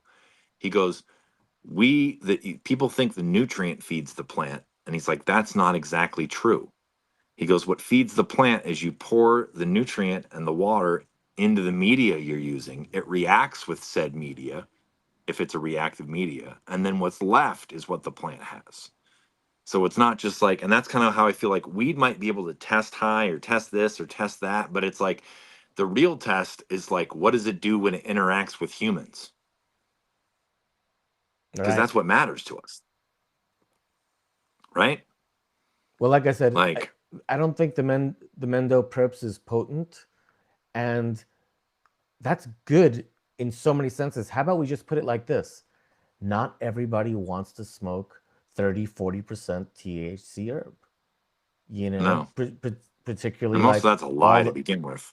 right. But what I mean, you said that it tested at 30% earlier, the 91. I was like, I never even heard it testing that high. But the whole point 29 did, is yeah. like, how about new smokers? How about people that are wanting to consume cannabis for the first time? They don't need to smoke something that's ultra potent, you know. And then Well, if the you're one thing I'll smoking say is if something you have a beautiful like light the Mendo tolerance, Perps, you can smoke more. the Mendo P has a light, uplifting, energetic, and like thoughtful high. So it's not just about potency either. There's different types of highs. Some highs are really munchies or, or couch lock or anxious or paranoid or whatever. The Mendo P has a very light, uplifting, energetic, and thoughtful buzz. And so that's pretty cool. We're approaching 3 hours here, buddy. Yeah, We might have to cut it already. short here. I'm getting I hungry, mean, maybe not and short, but yeah. okay. Well, do you have any other strains that you want to highlight before we go, or should we open up some questions? I mean, we could do some questions real quick, I suppose. I mean, you have to Okay, relay them to me because the way I do it on my phone, I can't see comments. So okay. I have no idea what's going on in the comment section at all. So how about since we're just talking about perps, like the I'm trying to remember what the purple weed is that everybody used to grow up in uh in Willits and Laytonville for a while. You know, Was either the Urkel. Urkel, Granddaddy Urkel. Purple, Yeah. Grape Ape, one of those The three the probably. the The Urkel. Urk. Yeah. Yeah, the That Urk. was like the most there was a time when most people were growing Urkel. Because Yeah. I never liked that weed at all. You The know, and reason why most people were growing Urkel, I it's have because it was my own purple. theories on this. Well, so what happened is the beast, right? So all this Canadian BC bud started coming down from north, and it was coming down very cheap. And so some entrepreneurs realized, hey, I can get this Canadian beast weed for 23 or 2400 bucks, and I can flip it like it's California homegrown for over 4 and make a giant margin. And so people started trying to like pass off the beast as American homegrown. And people started getting really upset because they get the stuff. It's kind of like commercial weed is now. It's like didn't burn the greatest. It was harvested too fast. It was like not treated the right way. But the weed that was coming down from Canada then wasn't purple. And so the purple herb in the Bay, especially, everybody knew it was homegrown. And then some hip hop artists and some rappers got involved in it and they started talking about it. And then it boomed this thing. And then people from the Bay started coming up to our area looking for perps. And if there's one thing about our area, it's like if you got some brokers with money that are looking for something, there will be growers that will immediately jump into that. And so it started to spread because it was like, dude, can you help me move my herb? And they'd be like, oh, well, you've got this. Well, look, dude, if I give you this cut, these guys that come up will take every bit of it off your hands. And so there was an era where if you grew Urkel or you grew Grape Ape or you grew Mendo P or something like that, People would come up and they would take all of it. It was very, very easy to move. And so as a result of that, like what Gabby just said, after a few years, most of the bigger gardeners that were doing indoors, they were growing things that were easy to move, that people were coming up and hunting for, that people were coming up and asking for. And so that really exploded the purple market. And the purple market was probably like oh 03, oh 04, oh 05, oh 06. And then what really shifted it was there was this big demand for both Kush and Diesel. And Urkel was incredibly slow growing. It grew like an inch a week. I used to veg, like if it took 9 weeks to bloom, the entire bloom cycle, I would be vegging my next round of Urkel to get it to be 2 feet tall. You had to grow it for like 2 months to get it to be 2 feet tall. And then when it flipped, it wasn't like Diesel or other things where it would like it had a good amount of stretch to it. It wanted to grow like 6 or 8 inches and then just stop. So you kind of had to like develop a root ball and develop a bigger plant and develop some branching. Otherwise, you just get these little sticks, you know? Um, so yeah, I would say the purple craze, what I call the first purple craze, was actually kind of damaging in the sense that it took Mendo from mostly a seed culture where lots of different phenos could be mixed and basically any kind of good weed sold to like when Urkel and all that became super popular. It started the era of like we are looking for large amounts of single types, and that really changed the diversity when we went from like tons of different stuff worked to like, do you have these one or two things? And if you do, I'll clear you out. And if you don't, I'm not interested. And do your friends have any of those things? And so you hear that a few times and you start really wanting to get a hold of those things, You know, that's you know? a similar story to what happened today with you know, recently with runts and LCGs, right? There came a long Mm-hmm. period of time where all you could sell was LCG or runts. And I'm talking about like on a large commercial scale, right? So all these Yeah. licensed farms, you know, that's all they do is runts, runts, runts. And, you know, now it's finally making a change where they want some other stuff, right? But man, it dominated the market so hard for so long, Yeah. you know. So that I don't know why that happens. Like why one strain or flavor profile can dominate the market like that so much, but when you recognize it, you have to you know, if you want to survive on a commercial level, you got to ride that wave, you know, and that's what everybody You does. can be like, I So love this. And they're like, that's great. I'll buy a little of that for personal. I'm still looking for this.